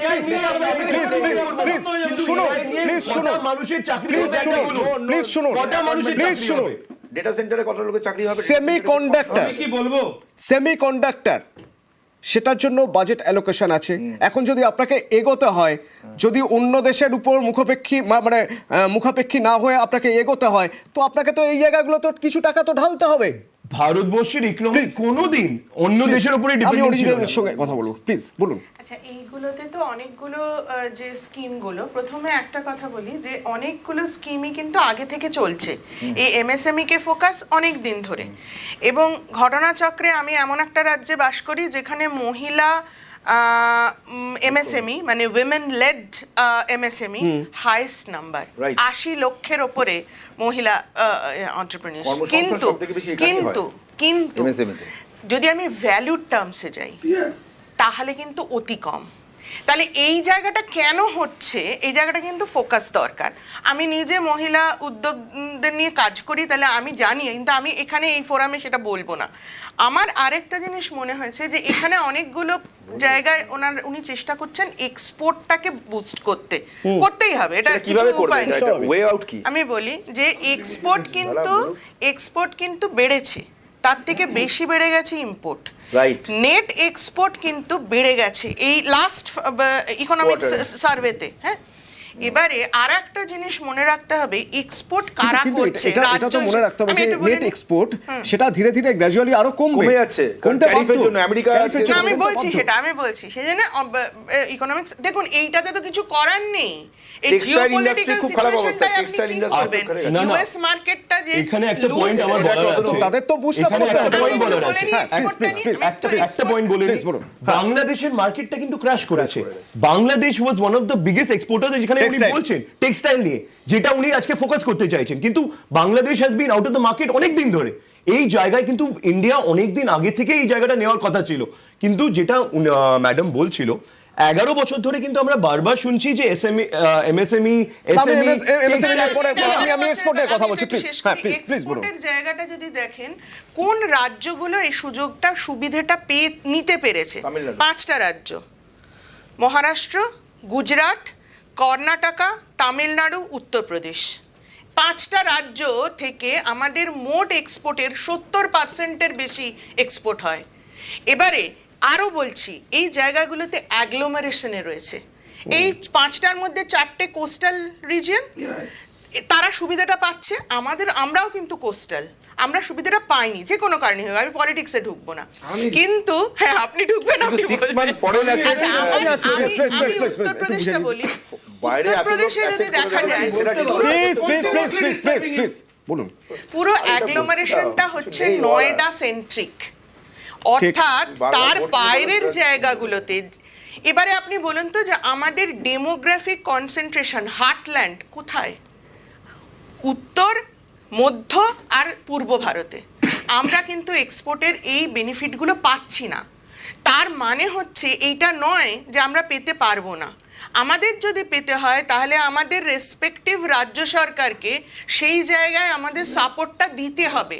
আনফর্চুনেটলি এই রাজ্য সরকারদেরই এখন বর্তমান স্টেট ফিনান্সের অবস্থাটা বড্ড খারাপ। তারা আর কোন জায়গায় ওই সাপোর্টটা দেবে তারা জানেন না, কারণ সত্যি তারা তো পুরোটাই ঋণের উপরে চলছেন। ঋণের উপর ভারত সরকারও চলছে, কিন্তু ডেট সার্ভিসিং আছে সরকারে, সেটা তো পাচ্ছেন, এটা মানবেন। মনরেগার জন্য পাচ্ছেন না, জিএসটি কালেকশনে আমাদের পাওয়ার কথা পাচ্ছি না। আমি শেষ করে এই গভর্নমেন্টকে বলা যাবে না, দিদি প্লিজ আমি শেষ করে নি, তারপরে বলুন। এবার আমার যেটা বক্তব্য যে এই যে স্কিমগুলো আনছে সেগুলোর যাতে প্রপার ইমপ্লিমেন্টেশন হয়, এবং এডুকেশনের ক্ষেত্রে যেটা বলছিলাম, এক্সপোর্টেও ঠিক সেম জিনিস হচ্ছে। যেগুলো অলরেডি খুব ভালো জায়গায় আছে, এডুকেশনের একটা বড় টাকা যাচ্ছে শুধু এনআইআইটি আর আইআইটিতে, কিন্তু তারপর আপনি বলছেন যে অ্যালোকেশনটা যদি ঠিকঠাক হয়, বড় কনসেন্ট্রেটেড হয়ে যাচ্ছে। আমি একটা কথা ওকে বলা যায়, ফরেন অ্যাসেট, এক সেকেন্ড আমি বলছি, অনেকক্ষণ বলেছেন, আমি রিপ্লাই করব। স্মল ট্যাক্স পেয়ারদের জন্য 6 মাসের সময় দিয়েছে, তার মানে এখানের লোকেরা ফরেনে অ্যাসেট করেছে, সেটা ডিসক্লোজার করার জন্য স্কিম দিয়েছে। এটার সঙ্গে ভারতের কোনো কি উপকার হবে? কি উপকার হবে বলতে হবে। আমার ম্যাডামের বক্তব্যে দুটো বলার বিষয় আছে, এবং সেটা পুরোপুরি পলিটিক্যাল। সেটা হচ্ছে, প্রথম মহিলাদের ক্ষেত্রে আমি বলবো, এই রাজ্যে আমার কাছে কিছু বাইট আছে, একটু শোনাবো প্লিজ। সৌগত রায় প্লিজ।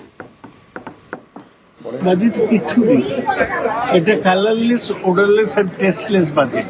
নতুন কিছু নেই, অ্যানাউন্স করেছে সবই all in the future. Indirect বা ডিরেক্ট ট্যাক্সে কোনো মডিফিকেশন করেন। এই বাজেট কোনো উৎসাহ সৃষ্টি করবে না, বাংলার কথাটাই নেই। পূর্বোদয় বলে একটা ছোট্ট কি দিয়েছে, কিন্তু বাংলা পজিটিভলি নেগলেক্টেড। সব স্টেটই নেগলেক্টেড, তার মধ্যে বাংলা বেশি নেগলেক্টেড। সাংসদ সৌগত রায় বলছেন বেসলেস বাজেট, এই বাজেট থেকে কিছুই পাওয়া যাচ্ছে না। আচ্ছা, আমি যে বিষয় বলছিলাম সেটা হচ্ছে, ম্যাডাম খুব নির্দিষ্ট করে বলেছেন, আমি স্পেসিফিক্যালি অভিযোগ করব যে এই রাজ্যে মহিলাদেরকে কর্মসংস্থানের বদলে ভাতাজীবী বেশি বাড়ানোর চেষ্টা হয়েছে। এমএসএমই সেক্টর, দাদা, এমএসএমই সেক্টরে হচ্ছে কাজ করবার জন্য, যেখানে কেন্দ্র সরকার আজকে বলছে লাখপতি দিদি বানাও, প্রজেক্টের ভেতর ইনভলভ করো, এনারা বিভিন্ন সেলফ হেল্প গ্রুপ খুলে দিয়েছেন, কিন্তু ডিপেন্ডেন্সি বাড়িয়ে দিয়েছেন লক্ষ্মীর ভান্ডার নামে একটা প্রজেক্ট করে, যাতে মাসে 1000 টাকা করে এনারা পাচ্ছেন, কাজের কাজ করছেন না। দুই, আমি আরেকটা বিষয় বলতে চাই, সেটা খুবই গুরুত্বপূর্ণ, যে এক্সপোর্টের ক্ষেত্রে সব থেকে গুরুত্বপূর্ণ ভূমিকা পালন করে হচ্ছে পোর্ট। এখানে মুখ্যমন্ত্রী ঘোষণা করলেন যে আমি ডিপ সি পোর্ট করব, জমি নেই, প্ল্যানিং নেই, এবং নর্মালি যে পোর্ট রয়েছে সেই পোর্টের কানেক্টিভিটির যে রোড করা, তাকে সাপোর্ট দেওয়া, সমস্ত রকম নন কোঅপারেশন করে যাচ্ছে। আজকে হলদিয়া পোর্ট এফেক্টেড, আজকে কলকাতা পোর্ট দখল হয়ে গেছে, এখানে তোলাবাজি চলছে। আবার চট করে দেখে নি আমাদের রাজ্য কি পেল, প্লিজ একবার চট করে শুনবো আমাদের রাজ্য কি পেল এই বাজেটে। I propose the development of an integrated East Coast industrial corridor with a well-connected node at Durgapur, creation of 5 tourism destinations in 5 Purvodaya states, and the provision of 4,000 e-buses. Buddhist sites in northeastern region. The northeastern region is a civilizational confluence of Theravada and Mahayana or Vajrayana traditions.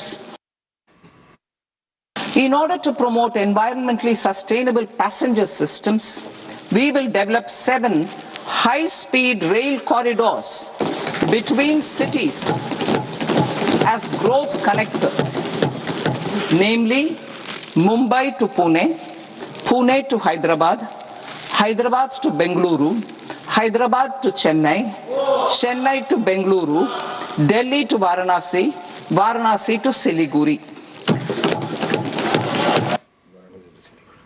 To promote environmentally sustainable movement of cargo, I propose to 1.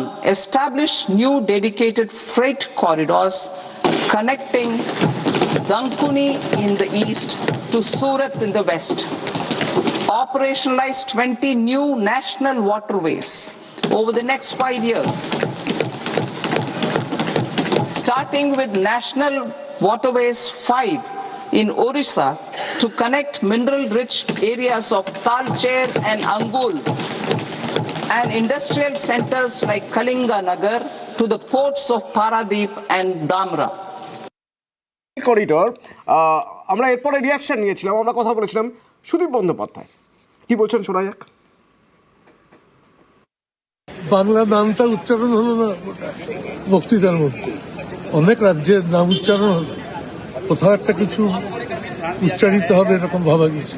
Vote আসছে, BJP নিজের ভোটের জন্য কিছু বাড়তি আর্থিক সহযোগিতা করতে পারত, যেটা বিহারের ক্ষেত্রে, অন্ধ্রপ্রদেশের ক্ষেত্রে করেছে, সেটাও বাংলার জন্য করতে পারবে না।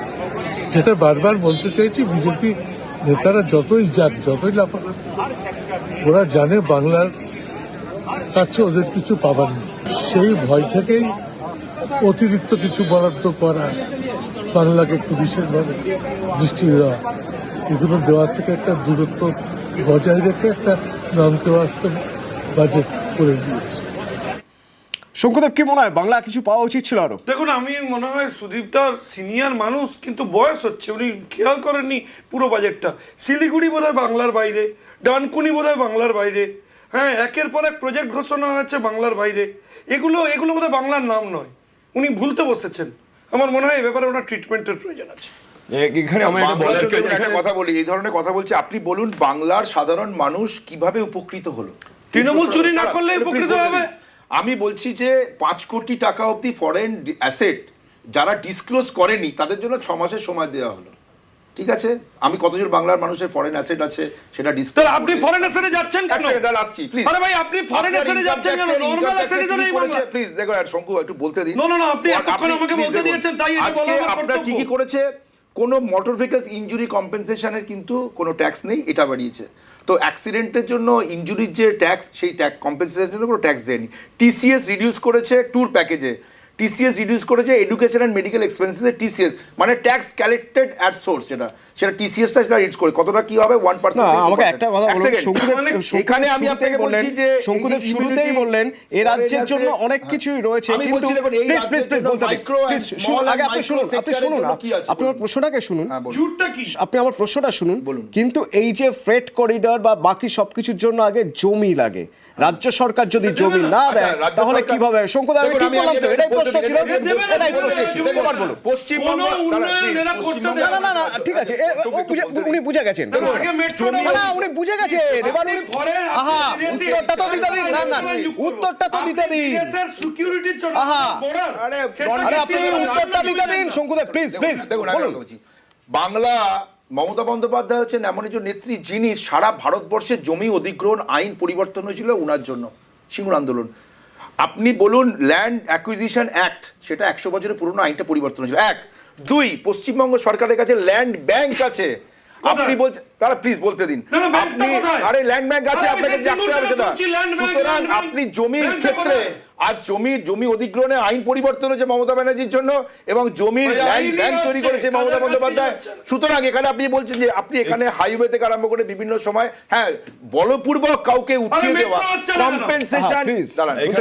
কম্পেনসেশনের রেট বাড়িয়েছে এবং এটাই সময়। আমি বলছি যে পশ্চিমবঙ্গের পরিকাঠামো উন্নয়নের জন্য এই বাজেটে এমন কি আছে যার জন্য পশ্চিমবঙ্গবাসী হিসাবে আপনি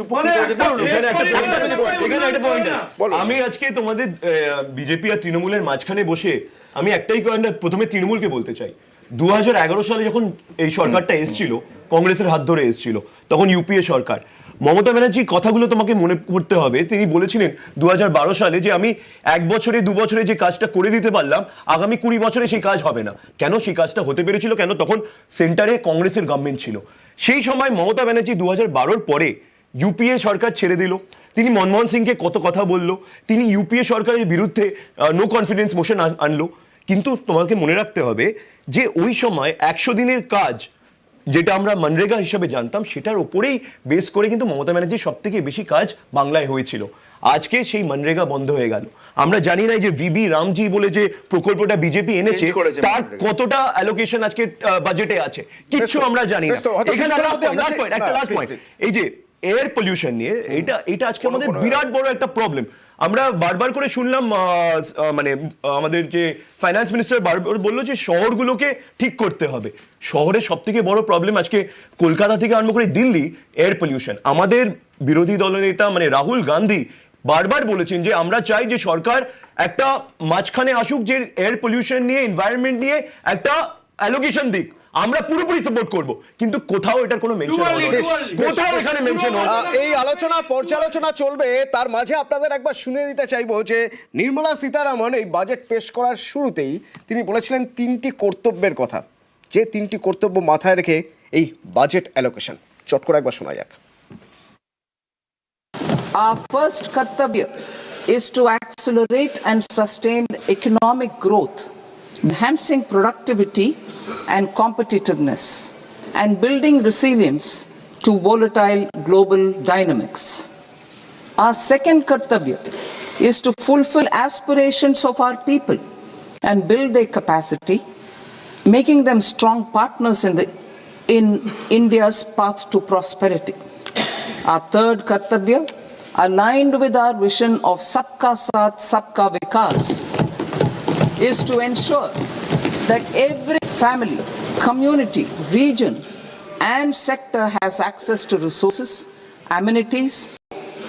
India's economic trajectory has been marked by stability, fiscal discipline, sustained growth and moderate inflation. This is the result of conscious choices we have made, even in times heightened uncertainty and disruption. Our government, led by Honorable Prime Minister Modi, has decisively and consistently chosen action over ambivalence, reform over rhetoric, and people over populism. We have pursued far-reaching structural reforms. আজ তৃতীয় মোদী সরকারের দ্বিতীয় budget, 5 রাজ্যের ভোটের বছরে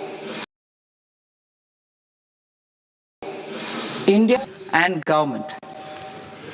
I also propose a pilot scheme for upskilling 10,000 guides in 20 iconic tourist sites through a standardized, high-quality 12-week training course in hybrid mode in collaboration with the Indian Institute of Management. A national destination digital knowledge grid will be established to digitally document all places of significance, cultural, spiritual, and heritage. This initiative will create a new ecosystem of jobs for local researchers, historians, content creators, and technology partners. India has the potential and opportunity to offer world-class trekking and hiking. Arijita দিকে কি পেলাম আমরা এই যে পুরো বাজেটটা, প্রথমত এই বাজেটের শুরুতে আমরা অনেক কথা বলছিলাম যে এই বাজেট জনমুখী হবে কিনা, 5টা রাজ্যে ভোট, সেই ভোটের কথা ভেবে হবে কিনা। বহির্বিশ্বে এই মুহূর্তে একটা অর্থনৈতিক টালমাটাল পরিস্থিতি চলছে, সেটা মাথায় রেখে বাজেট পেশ হবে কিনা, এই বাজেট পেশের পরে কি মনে হলো প্রপার ব্যালেন্স করে একটা বাজেট পেশ? আমি যদি মানে খুব ক্রস মানে খুব অ্যাপারেন্ট ধরতে চাইছি, ঠিক কি মনে হচ্ছে? আসলে না, এই যে পরিস্থিতিটাতে ম্যাডাম বাজেটটা পেশ করলেন, সেই পরিস্থিতিতে এর থেকে বেশি খুব একটা চেঞ্জ করার জায়গাটা ছিল বলে আমার মনে হয় না।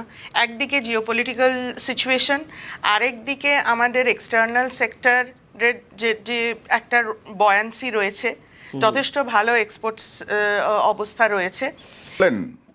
কেন্দ্রীয় অর্থমন্ত্রী নির্মলা সীতারামন, আমরা বাজেটের আগে সাধারণ মধ্যবিত্ত যারা তাদের রিয়াকশন নিচ্ছিলাম, তারা বলছিলেন তারা এখনো কষ্টে আছেন, তাদের কোনো সুরাহা, অর্থাৎ মধ্যবিত্ত নিম্নবিত্ত, তাদের জন্য আমরা কি পেলাম? আয়কর অপরিবর্তিত থাকলো, মধ্যবিত্ত কি পেল? সব থেকে বড় কথা, আমি ম্যাডামের কাছে যাব। আয়করের তো কোনো পরিবর্তন নেই, তবে এটা বোধহয় সত্যি কিছু করার ছিল না, কারণ আমরা সবাই বাজেটের সময় থেকে, বাজেটের আগে থেকে আমরা এই আয়করের জায়গাটায় ফোকাস করি, তো কিন্তু এটা ভুললে চলবে না, আয়কর দেয় আমাদের জনসংখ্যার 2% কম লোকজন। ফলত এটা খুব বড় ব্যাপার আমার কাছে নয়। আমার কাছে যেটা মনে হচ্ছে যে কৃষিতে যে গ্রোথটা সেটা খুব কম হয়েছে, এবং খনির গ্রোথটা ইনফ্যাক্ট নেগেটিভের জায়গায় চলে গেছে। এই দুটো সেক্টর হচ্ছে আমাদের ভাষায় লেবার ইন্টেন্সিভ সেক্টর। এই লেবার ইন্টেন্সিভ সেক্টরকে যদি আমি বুস্ট করতে না পারি, তাহলে কিন্তু আমি কর্মসংস্থানের জায়গাটা করতে পারবো না। এবং আমাদের ইন্ডাস্ট্রিজ সেক্টরটার জন্যে কিন্তু কোনো দিনই আমরা কিন্তু ওই চায়নার মডেলে তো চলিনি, কাজেই আমাদের ম্যানুফ্যাকচারিংয়েরটা খুব একটা ভালো অবস্থায় নেই। এই 3টে সেক্টরের জন্যে আলাদা করে আমি ওই বায়োলজিক্সটা, ফার্মাসিউটিক্যাল সাধুবাদযোগ্য যে এই জায়গাটায় আমরা করেছি, কারণ ফার্মাসিউটিক্যাল এমন একটা সেক্টর যেটায় প্রচুর কর্মসংস্থান হয় এবং এক্সপোর্ট হয়, এবং তার সাথে গ্রোথ হচ্ছে। এবার তাহলে এই জায়গাগুলো ভালো, কিন্তু আদারওয়াইজ আমাদের এমপ্লয়মেন্টের জায়গাটা, এবং এর আগে আমার সহ প্যানেলিস্ট বলেছিলেন যে এখানে তো এমপ্লয়মেন্ট জেনারেশন হচ্ছে না, ইনকাম হাতে নেই লোকে। এবং এটা কিন্তু শুধু পশ্চিমবঙ্গ, বিহার, উড়িষ্যা এই গল্প নয়, এটা কিন্তু সর্বত্র সারা ভারতবর্ষে সমস্ত নোবেল অর্থনীতিবিদ বলেছেন যে এই মুহূর্তে আমাদের দেশে যত উচ্চশিক্ষিত মহিলা যারা লেবার মার্কেটের বাইরে রয়েছে সেটা হাইয়েস্ট। এবার এই যে কথাগুলো, এগুলোকে যদি আমরা সত্যি করে লেবার মার্কেটে না আনতে পারি, তাহলে তো ডেমোগ্রাফিক ডিভিডেন্ডের সুযোগটা নিতে পারছি না। বেশ, আমি আসবো। বাংলা মধ্যবিত্ত হাতে সেরকম কিছু নেই। বাংলা আয়করের রেটটা বলে দিচ্ছি, যেটা ছিল 4 লাখ অবধি আপনার নীল, 4 থেকে 8 লাখ 5%, 8 থেকে 12 10%, 12 থেকে 16 15%, 16 থেকে 20 20%, 20 থেকে 24-25%, 24-এর উপরে 30%। কিন্তু আয়করে আমি আপনাকে আগের বার প্রচুর মধ্যবিত্তের সুরাহা হয়েছিল। না, সুরাহা কি, আমি আপনাকে বলছি যে ইনকামটা আপনার স্থায়ী ইনকাম বলতে যেটা বোঝায় তার হার কমে গেছে। সব গিগ ওয়ার্কার, আপনি বলুন একজনের, আপনি মানে ফুল টাইম এমপ্লয়মেন্টের মধ্যে থাকার লোকের সংখ্যা কত, আর এই গিগ ইকোনমির মধ্যে কিছুক্ষণের জন্য কাজ করা, কিছু দিনের জন্য কাজ করা, যখন তখন ছেড়ে ফেলা, এই এমপ্লয়মেন্ট গ্যারেন্টিটা নেই। এর সঙ্গে সঙ্গে কি হয়েছে, যেটাকে আপনার এই মনরেগাটাকে নাম চেঞ্জ করে তার বরাদ্দ কমিয়ে দেওয়া, এবং বরাদ্দটা কত আমি জানি না, এবার বাড়িয়েছে কিনা সেটাও এখন অব্দি ক্লিয়ার হয়নি, মনে হয় বাড়ায়নি। এই যে আপনার এমপ্লয়মেন্ট গ্যারেন্টির ক্ষেত্রে ভারতবর্ষের মতন 140 কোটি দেশে যেখানে এমপ্লয়মেন্ট গ্যারেন্টির কোনো স্কিম থাকলো না, সেই বাজেটকে আপনি কিভাবে ভালো বাজেট বলবেন? ওকে, আমি আসি বাংলা কি পেল। বাংলা কি পেল? 3টি করিডোর, দুর্গাপুরে ইস্ট কোস্ট ইন্ডাস্ট্রিয়াল করিডোর, এছাড়া শিলিগুড়ি থেকে বারাণসী হাই স্পিড করিডোর, এবং ডানকুনি থেকে সুরাত ফ্রেট করিডোর। আর এই নিয়েই তৃণমূল আক্রমণ করছে। To promote environmentally sustainable movement of cargo, I propose to 1. Establish new dedicated freight corridors connecting Dankuni in the east to Surat in the west. Operationalize 20 new national waterways over the next 5 years. Starting with National Waterways 5 in Orissa to connect mineral-rich areas of Talcher and Angul and industrial centers like Kalinga Nagar to the ports of Paradeep and Dhamra. We will develop 7 high-speed rail corridors between cities as growth connectors, namely Mumbai to Pune, Pune to Hyderabad, Hyderabad to Bengaluru, Hyderabad to Chennai, Chennai to Bengaluru, Delhi to Varanasi, Varanasi to Siliguri.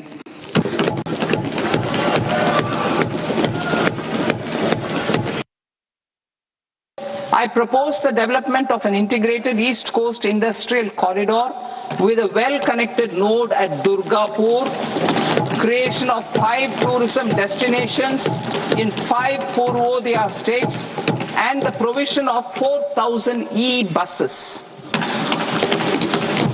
Buddhist sites in northeastern region.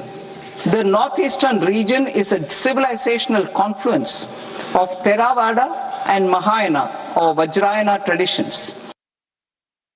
Budget কিছু নেই, এটা colourless, ওডারলেস and tasteless budget.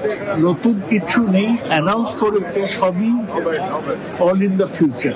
Indirect বা direct ট্যাক্সে কোনো modification করেনি। এই budget কোনো উৎসাহ সৃষ্টি করবে না, বাংলার কথাটাই নেই। পূর্বোদয় বলে একটা ছোট্ট কি দিয়েছে, কিন্তু বাংলা পজিটিভলি নেগলেক্টেড। সব স্টেটই নেগলেক্টেড, তার মধ্যে বাংলা বেশি নেগলেক্টেড। বাংলা নামটা উচ্চারণ হলো না গোটা বক্তৃতার মধ্যে, অনেক রাজ্যের নাম উচ্চারণ হলো, কোথাও একটা কিছু উচ্চারিত হবে এরকম ভাবা গেছে। ভোট আসছে, বিজেপি নিজের ভোটের জন্য কিছু বাড়তি আর্থিক সহযোগিতা করতে পারত, যেটা বিহারের ক্ষেত্রে, অন্ধ্রপ্রদেশের ক্ষেত্রে করেছে, সেটাও বাংলার জন্য করতে পারবে না। যেটা বারবার বলতে চাইছি, বিজেপি নেতারা যতই যাক, যতই লাফালাফি, ওরা জানে বাংলার কাছে ওদের কিছু পাবার নেই। সেই ভয় থেকেই অতিরিক্ত কিছু বরাদ্দ করা, বাংলাকে একটু বিশেষভাবে দৃষ্টি দেওয়া, এগুলো দেওয়া থেকে একটা দূরত্ব বজায় রেখে একটা নামতে বাস্তব বাজেট করে দিয়েছে। শঙ্কুদেব পান্ডার কাছে যাব আমি। 2021 সাল থেকে একটা ন্যারেটিভ তৈরি করেছে তৃণমূল, যে বঞ্চনা, 100 দিনের টাকা হোক, আবাসে হোক। এবার তো এই আরো একটা ন্যারেটিভ তৈরি করে দেবে যে বাজেটেও বাংলা বঞ্চিত। সামলাবে কি করে? আমার প্রশ্ন হচ্ছে, আপনি কোনোদিন ডানকুনির আশেপাশে চলে যান, হাওড়ার আশেপাশে চলে যান, এই যে বাঁকড়া ফাঁকড়া এইসব অঞ্চলে চলে যান, আপনি দেখবেন কাপড়ের ছোট ছোট কাপড়ের ব্যবসায়ী থেকে বড় বড় কাপড়ের একটা ইন্ডাস্ট্রি তৈরি হয়েছে। এই যে মংলাহাট শিফট করে প্রায় ওদিকে চলে গেছে, এবং এই যে এটা এই আন্দুল ফান্দুল ওই দিক পর্যন্ত চলে গেছে। তো এই ইন্ডাস্ট্রি সুরাটের সাথে কানেক্টেড হলে কোন জায়গায় বুম করবে কোনো ধারণা আছে? আপনি ভাবুন, শুনুন আগে ভালো করে। এক্সপোর্ট যে লোক করবে তার জন্য দরকার ছিল একটা একটা ডিপ সি পোর্ট আপনি ঘোষণা করলেন, রাজ্য সরকার জমি দিলেন না।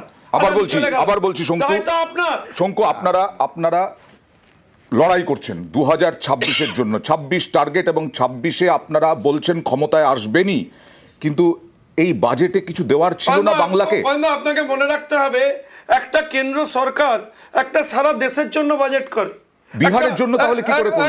এক সেকেন্ড, একটা রাজ্য সরকার যখন বাজেট করে তখন সে শুধু রাজ্যের জন্য করে, এটা অপদার্থ। বাংলা কিছু পেল না কেন? তারা কেন্দ্রের বাজেট থেকে যা পায় তার ইমপ্লিমেন্টেশন এই রাজ্যে করতে দেয় না। এই যে দুটো ফ্রেট করিডোর পাওয়া গেছে, আপনি লিখে রাখুন, এই ফ্রেট করিডোরে জমি দেবে না, করা যাবে না। ওকে, এই রাজ্য সরকারের কোনো বুলেট ট্রেন করা যায় না। আপনি লক্ষ্য করবেন এই বাজেটে মোস্ট ইম্পর্টেন্ট লাইন কি বলেছেন অর্থমন্ত্রী? বলেছেন যে স্বনির্ভর করতে হবে মহিলাদের, লাখপতি দিদি বানাতে হবে। এখানে আপনি বানাবেন কি করে? এখানকার ট্রেন্ডই তো লক্ষ্মী ভান্ডার, টাকা নাও 1000 টাকা বিক্রি করো। লাখপতি দিদি কি তার লক্ষ্মী ভান্ডার অন্যরকম? লাখপতি দিদি কি অন্যরকম? লাখপতি দিদিতে একজন মহিলা স্বনির্ভর হবেন, প্রজেক্ট পাবেন, বেশি টাকা পাবেন, নিজের পায়ে দাঁড়াতে পারবেন আত্মসম্মানের সাথে। বেশ, বাজার কোথায়? তৃণমূল আক্রমণ করছে, আর শ্রমিক ভট্টাচার্য বিজেপি রাজ্য সভাপতি এবং সাংসদ কি বলছেন দেখুন।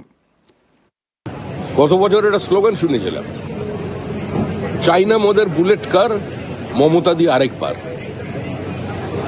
বুলেট ট্রেন চলবে, বঞ্চিত, অবহেলিত, উপেক্ষিত উত্তরবঙ্গ থেকে বুলেট কার, শিলিগুড়ি থেকে বারাণসী, বারাণসী থেকে দিল্লি, আরেকটা নতুন ফ্রেট করিডোর ডানকুনি থেকে। এই বাজেট দূরদর্শিতার বাজেট, এই বাজেট শিল্পে সুস্থ প্রতিযোগিতা নিয়ে আসে, এই বাজেট কৃষি এবং শিল্পের সমন্বয়ের বাজেট, এই বাজেট স্টার্টআপের বাজেট, এই বাজেট ভারতবর্ষের অর্থনীতির কে আরো গতিশীল করবে, ভারতবর্ষের বিনিয়োগ বাড়বে। বাজেট নিয়ে প্রচুর বিশেষণ দিলেন শ্রমিকদা, ভাস্কর, আর বাংলার জন্য বেশ ভালো বাজেট। উনি জানেন না যে উনি কি বলছেন, কারণ শঙ্কুও বললো যে ওই সুরাট থেকে যখন ফ্রেট করিডোরটা হবে তখন বুমটা কিভাবে আসবে দেখবেন। আপনার মনে আছে যে বুলেট ট্রেনের কথা, কোথায় বুলেট ট্রেন দেখতে পান, কবে ঘোষণা করেছিল? কিন্তু এখান থেকে বন্দে ভারত স্লিপার প্রথম চালু হয়েছে। বন্দে ভারত চালু হয়েছে, ট্রেন নয়, ট্রেন এমনি চালু হয়েছে। শঙ্কু প্লিজ, তোমার সময় আমি থামিয়ে দিয়েছি। আমি বাংলা ঘনবসতিপূর্ণ অঞ্চল, সেখানে small and medium scale industry যেখানে বেশি আছে, এবং টেক্সটাইল বাংলাদেশের অবস্থা আজকে এক্সপোর্ট কোথায়? আপনি জিডিপি, আমি আপনাকে আবার বলছি, 2025-এ নভেম্বর মাসে আইএমএফ ইন্ডিয়াকে সি গ্রেড দিয়েছে, তার কারণ হচ্ছে GDP calculation accounting standard C grade. সুতরাং এখানে যা কিছু স্ট্যাটিস্টিক্যালি দেখানো হচ্ছে সেগুলো ভাওতা। এবং আপনাকে বলছি আমি, মানুষের হাতে টাকা কোথায়? আপনি বলুন যে ইম্পোর্ট বেশি এক্সপোর্টের থেকে, তাহলে আমাদের ডলার রিজার্ভ থেকে আরম্ভ করে সবকিছু, আজকে ডলার 92 টাকা। আমি আসছি, রোহনের কাছে আসবো, তবে তার আগে আমি ম্যাডামের কাছে আরেকবার যাবো। যে বিজেপি যেটা দাবি করছে, শ্রমিক ভট্টাচার্য যেটা দাবি করলেন যে বাংলার এই যে ফ্রেট করিডোর, এই যে ইন্ডাস্ট্রিয়াল করিডোর, এটাতে কি সত্যি আপনি মনে করছেন কত বছর লাগতে পারে? আগামী 1 বছরের মধ্যে কিছু সম্ভব? দেখুন, এগুলো তো সবই ক্যাপিটাল ইনভেস্টমেন্ট, কাজে এগুলোর কিন্তু লম্বা জেস্টেশন পিরিয়ড থাকবে, এটা আজকে বলে কাল হবে না। কিন্তু অ্যাট দ্য সেম টাইম যেটা নিয়ে দ্বন্দ্ব চলছে, যে রাজ্য সরকারের যদি সহযোগিতা না থাকে তাহলে হবে না, এবং এটা কিন্তু ইকোনমিক সার্ভেতে পরিষ্কার জানানো হয়েছে যে সমস্ত দায়ভার সেন্ট্রাল গভর্নমেন্টের হতে পারে না, কারণ আলটিমেটলি সেগুলোকে ইমপ্লিমেন্ট করবেন রাজ্য সরকার। এখানে একটা তথ্য দিই, যে আমরা চিরকাল দেখেছি যে রাজ্য সরকারের একটা জায়গা থাকে, সেখানে তার যারা রাজ্যবাসী, তাদের যখন কোনো শক আসে, সেই ইনকাম শক হতে পারে, প্যান্ডেমিক শক হতে পারে, সেখানে সাপোর্ট দেওয়ার। আনফর্চুনেটলি স্টেট ফিনান্সের যা অবস্থা, সেইটা জায়গাটা ক্রমাগত শুরু হয়ে যাচ্ছে, এবং আনকন্ডিশনাল ট্রান্সফার। দেখুন, ট্রান্সফার কিন্তু নতুন নয়। এই যে দুয়ারে সরকার, লক্ষ্মীর ভান্ডার নিয়ে যে বিতর্ক, অর্থনীতিবিদ হিসেবে বলতে পারি যে এটা কিন্তু কোনো নতুন নয়, এটা কিন্তু শুরু। বন্দ্যোপাধ্যায় এটাকে বলেছেন যে please please please please please টাকা দিয়ে যাচ্ছে, ওনাকে শেষ করুন। আপনার কি পৈতৃক সম্পত্তি? তৃণমূল কংগ্রেসের কি পৈতৃক সম্পত্তি? তৃণমূল কংগ্রেসের কি এটা তো টাকা আপনি মানুষের ওনাকে শেষ করতে দিন, ওনাকে শেষ করতে দিন। অন্য রাজ্য আছে, বিজেপি শাসিত রাজ্য আছে। না, আমি আসছি আনকন্ডিশনাল ট্রান্সফার। এবার যেটা দেখানো হয়, যেটা মূল একটা কি বলবো, একটা কোট করা হয় ব্রাজিল আর মেক্সিকোর ট্রান্সফার নিয়ে, সেগুলো প্রত্যেকটাতে কন্ডিশন ছিল। যখন কংগ্রেস গভর্নমেন্ট, ইউপিএ গভর্নমেন্ট যখন জননী সুরক্ষা যোজনা এনেছিল, তার কন্ডিশন আছে, কন্যাশ্রীর কন্ডিশন আছে। কিন্তু যেখানে আনকন্ডিশনাল ট্রান্সফার, সেটা আমাদের জিডিপির প্রায় 1.5% চলে যাচ্ছি। এবং আমার এখানে একটা ডিফেন্স হচ্ছে, এখানে শুধু বাংলার দিকে হাত তুললে কিন্তু, আঙুল তুললে একদম চলবে না। এখানে সমস্ত রাজ্য যারাই মোর পপুলিস্ট ওয়েতে চলছে, সব জায়গাতে এগুলো আছে। কাজে এখানে শুধুমাত্র এটা ভোটের আগে প্রতিশ্রুতি দেওয়া হচ্ছে, ভোটের আগে প্রতিশ্রুতি দেওয়া হচ্ছে। আমি আসবো ইনকাম ট্যাক্স, যেদিকে সকলের নজর থাকে, মধ্যবিত্তের নজর থাকে, আয়কর অপরিবর্তিত। আর কি বললেন দেখুন। Income Tax Act 2025 will come into effect from 1st April 2026. The simplified income tax rules and forms will be notified shortly, giving adequate time to taxpayers to acquaint themselves with its requirements. The forms have been redesigned such that ordinary citizens can comply without difficulty. I propose that any interest awarded by the Motor Accident Claims Tribunal to a natural person will be exempt from income tax, and any TDS on this account will be done away with. I propose to reduce TCS rate for pursuing education and for medical purposes under the liberalized remittance scheme, popularly known as LRS, from 5% to 2%.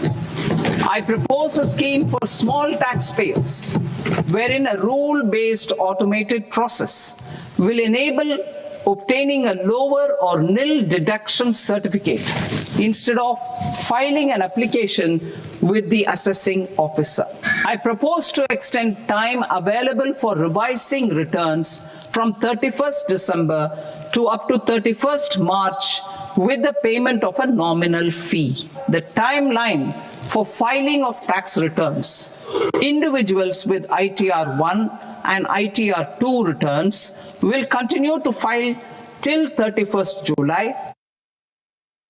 There is already a framework for immunity from penalty and prosecution in the cases of underreporting. I propose to apply this framework for immunity to misreporting too. However, in such a case, the taxpayer will need to pay 100% of the tax amount as an additional income tax over and above the tax and interest due. Non-production of books of account and documents and requirement of TDS payment where payment is made in kind are being decriminalized. Further, minor offences will attract fine only. They will entail only simple imprisonment, maximum imprisonment reduced to 2 years, and power to courts to convert even those into fines.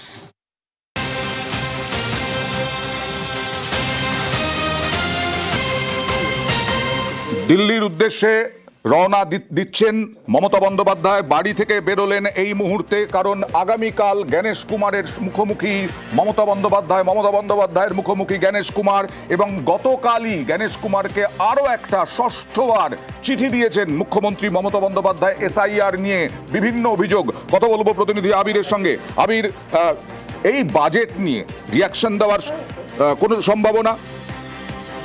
প্রথমত হচ্ছে যে গত 1 মাসেরও বেশি সময় ধরে SIR ইস্যুতে তৃণমূল কংগ্রেস তাদের অবস্থান যখন স্পষ্ট করছিল, তখন বিভিন্ন সভা মিছিল থেকে মমতা বন্দ্যোপাধ্যায় এবং অভিষেক বন্দ্যোপাধ্যায় উভয়ই তারা জানিয়েছিলেন যে তাদের আন্দোলন দিল্লিমুখী হবে এবং যারা জীবিত তাদেরকে মৃত দেখানো, হয়রানি করা, হেনস্থার শিকার, ভোটের নাম বাদ দেওয়া, এই ইস্যু নিয়ে তারা দ্বারস্থ হতে চান।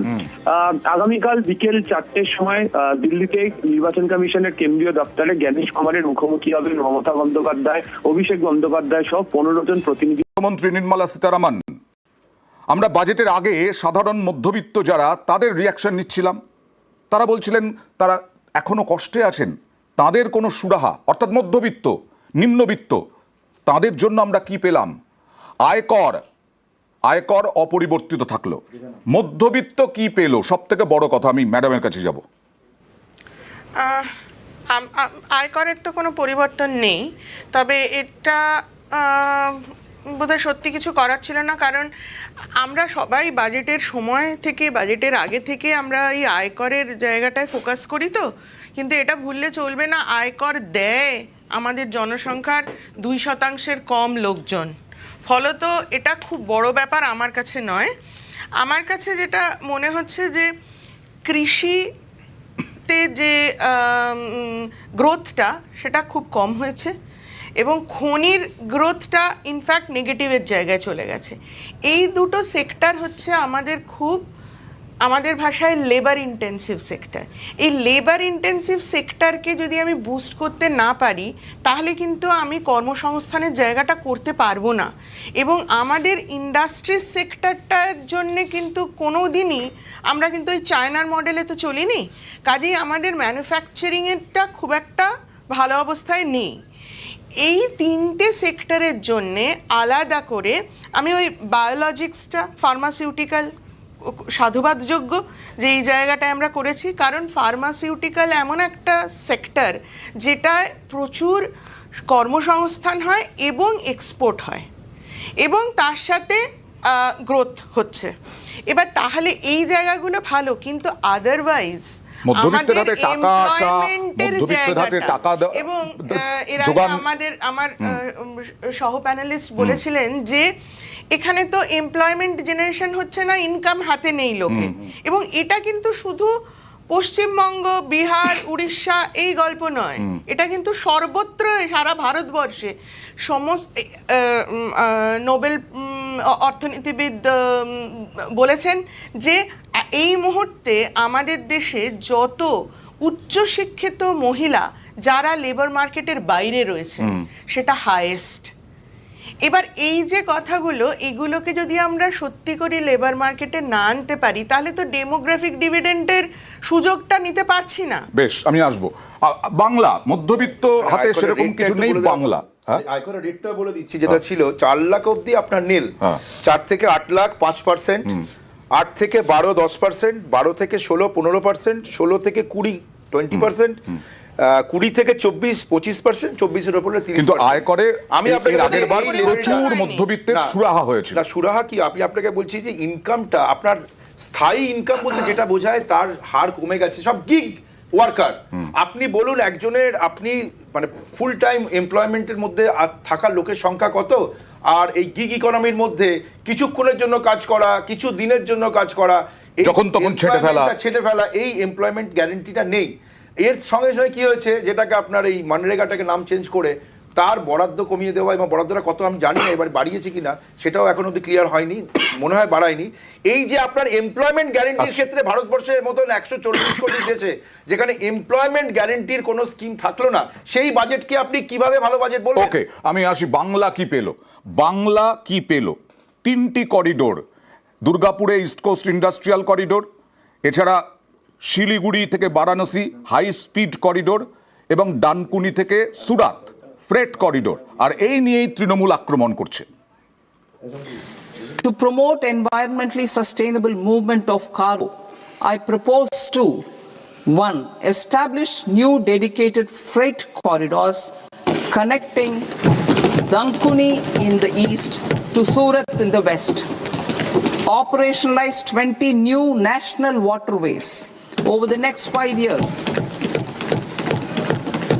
starting with National Waterways 5 in Orissa to connect mineral-rich areas of Talcher and Angul and industrial centers like Kalinga Nagar to the ports of Paradip and Dhamra. We will develop 7 high-speed rail corridors between cities as growth connectors, namely Mumbai to Pune, Pune to Hyderabad, Hyderabad to Bengaluru, Hyderabad to Chennai, Chennai to Bengaluru, Delhi to Varanasi, Varanasi to Siliguri.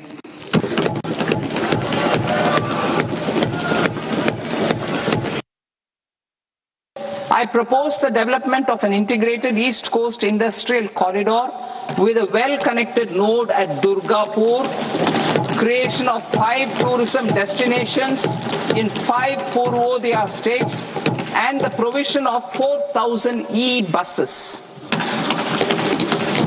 Buddhist sites in northeastern region. The northeastern region is a civilizational confluence of Theravada and Mahayana or Vajrayana traditions. Budget কিছু নেই, এটা colourless, odourless আর tasteless budget. নতুন কিছু নেই, announce করেছে সবই all in the future. Indirect বা ডিরেক্ট ট্যাক্সে কোনো মডিফিকেশন করেনি। এই বাজেট কোনো উৎসাহ সৃষ্টি করবে না, বাংলা কথাটাই নেই। পূর্বোদয় বলে একটা ছোট্ট কি দিয়েছে, কিন্তু বাংলা পজিটিভলি নেগলেক্টেড। সব স্টেটই নেগলেক্টেড, তার মধ্যে বাংলা বেশি নেগলেক্টেড। বাংলা নামটা উচ্চারণ হলো না গোটা বক্তৃতার মধ্যে, অনেক রাজ্যের নাম উচ্চারণ হলো, কোথাও একটা কিছু উচ্চারিত হবে এরকম ভাবা গেছে। ভোট আসছে, বিজেপি নিজের ভোটের জন্য কিছু বাড়তি আর্থিক সহযোগিতা করতে পারত, যেটা বিহারের ক্ষেত্রে, অন্ধ্রপ্রদেশের ক্ষেত্রে করেছে, সেটাও বাংলার জন্য করতে পারবে না। যেটা বারবার বলতে চাইছি, বিজেপি নেতারা যতই যাক, যতই লাফালাফি, ওরা জানে বাংলার কাছে ওদের কিছু পাবার নেই। সেই ভয় থেকেই অতিরিক্ত কিছু বরাদ্দ করা, বাংলাকে একটু বিশেষভাবে দৃষ্টি দেওয়া, এগুলো দেওয়ার থেকে একটা দূরত্ব বজায় রেখে একটা নামতে আসতে বাজেট করে দিয়েছে। শঙ্কুদেব পান্ডার কাছে যাব আমি। 2021 সাল থেকে একটা ন্যারেটিভ তৈরি করেছে তৃণমূল, যে বঞ্চনা, 100 দিনের টাকা হোক, আবাসে হোক। এবার তো এই আরো একটা ন্যারেটিভ তৈরি করে দেবে যে বাজেটেও বাংলা বঞ্চিত। সামলাবে কি করে? আমার প্রশ্ন হচ্ছে, আপনি কোনোদিন ডানকুনির আশেপাশে চলে যান, হাওড়ার আশেপাশে চলে যান, এই যে বাঁকড়া ফাঁকড়া এইসব অঞ্চলে চলে যান, আপনি দেখবেন কাপড়ের ছোট ছোট কাপড়ের ব্যবসায়ী থেকে বড় বড় কাপড়ের একটা ইন্ডাস্ট্রি তৈরি হয়েছে। এই যে মংলা হাট শিফট করে প্রায় ওদিকে চলে গেছে, এবং এই যে এটা এই আন্দুল ফান্দুল ওই দিক পর্যন্ত চলে গেছে। তো এই ইন্ডাস্ট্রি সুরাটের সাথে কানেক্টেড হলে কোন জায়গায় বুম করবে কোনো ধারণা আছে? এক্সপোর্ট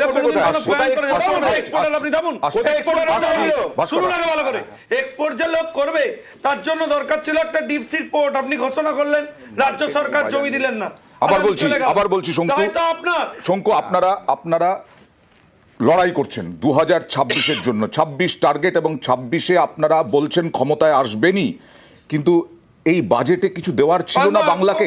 আপনাকে মনে রাখতে হবে, একটা কেন্দ্র সরকার একটা সারা দেশের জন্য বাজেট করে, বিহারের জন্য তাহলে কি করে করবে?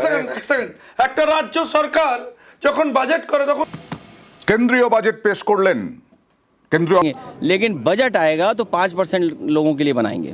उत्तर प्रदेश के लिए, उत्तर प्रदेश के लिए प्रधानमंत्री मिल गए हैं, मुख्यमंत्री हैं, तो क्या जरूरत है और चीज की?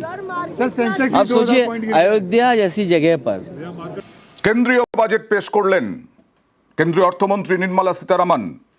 আমরা বাজেটের আগে সাধারণ মধ্যবিত্ত যারা, তাদের রিয়াকশন নিচ্ছিলাম। তারা বলছিলেন তারা এখনো কষ্টে আছেন, তাদের কোনো সুরাহা, অর্থাৎ মধ্যবিত্ত, নিম্নবিত্ত, তাদের জন্য আমরা কি পেলাম? আয়কর অপরিবর্তিত থাকলো, মধ্যবিত্ত কি পেল? সব থেকে বড় কথা, আমি ম্যাডামের কাছে যাব।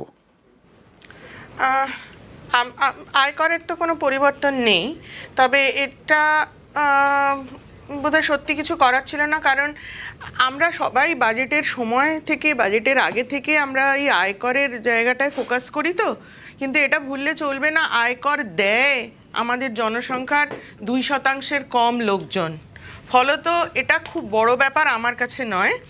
আমার কাছে যেটা মনে হচ্ছে যে কৃষিতে যে গ্রোথটা সেটা খুব কম হয়েছে, এবং খনির গ্রোথটা ইনফ্যাক্ট নেগেটিভের জায়গায় চলে গেছে। এই দুটো সেক্টর হচ্ছে আমাদের খুব আমাদের ভাষায় লেবার ইন্টেন্সিভ সেক্টর। এই লেবার ইন্টেন্সিভ সেক্টরকে যদি আমি বুস্ট করতে না পারি তাহলে কিন্তু আমি কর্মসংস্থানের জায়গাটা করতে পারবো না। এবং আমাদের ইন্ডাস্ট্রিজ সেক্টরটার জন্যে কিন্তু কোনো দিনই আমরা কিন্তু ওই চায়নার মডেলে তো চলিনি, কাজেই আমাদের ম্যানুফ্যাকচারিংয়েরটা খুব একটা ভালো অবস্থায় নেই।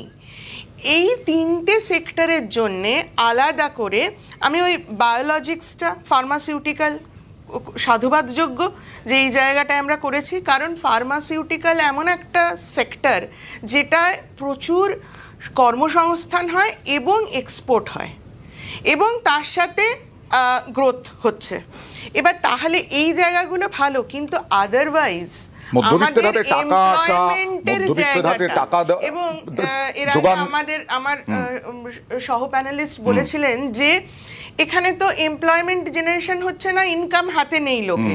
এবং এটা কিন্তু শুধু পশ্চিমবঙ্গ, বিহার, উড়িষ্যা এই গল্প নয়, এটা কিন্তু সর্বত্র সারা ভারতবর্ষে সমস্ত নোবেল অর্থনীতিবিদ বলেছেন যে এই মুহূর্তে আমাদের দেশে যত উচ্চশিক্ষিত মহিলা যারা লেবার মার্কেটের বাইরে রয়েছে সেটা হাইয়েস্ট। এবার এই যে কথাগুলো, এগুলোকে যদি আমরা সত্যি করে লেবার মার্কেটে না আনতে পারি তাহলে তো ডেমোগ্রাফিক ডিভিডেন্ডের সুযোগটা নিতে পারছি না। বেশ, আমি আসবো বাংলা মধ্যবিত্ত হাতে সেরকম কিছু নেই। বাংলা আয়করের রেটটা বলে দিচ্ছি, যেটা ছিল 4 লাখ অবধি আপনার নীল, 4 থেকে 8 লাখ 5%, 8 থেকে 12 10%, 12 থেকে 16 15%, 16 থেকে 20 20%, 20 থেকে 24 25%, 24-এর উপরে 30%। কিন্তু আয়করে আমি আপনাকে আগের বার প্রচুর মধ্যবিত্তের সুরাহা হয়েছিল। না, সুরাহা কি, আমি আপনাকে বলছি যে ইনকামটা আপনার স্থায়ী ইনকাম বলতে যেটা বোঝায় তার হার কমে গেছে, সব গিগ ওয়ার্কার। আপনি বলুন একজনের ঝুলিতে 3 Delhi, Varanasi, Siliguri high speed rail corridor, Dankuni থেকে গুজরাতের সুরাত ফ্রেট করিডোর, আর দুর্গাপুরে ইস্ট কোস্ট ইন্ডাস্ট্রিয়াল করিডোর। ঘোষণা সীতারামনের। To promote environmentally sustainable movement of cargo, I propose to 1. Establish new dedicated freight corridors connecting Dankuni in the east to Surat in the west. Operationalize 20 new national waterways over the next 5 years, starting with National Waterways 5 in Orissa to connect mineral-rich areas of Talcher and Angul and industrial centers like Kalinga Nagar to the ports of Paradip and Dhamra.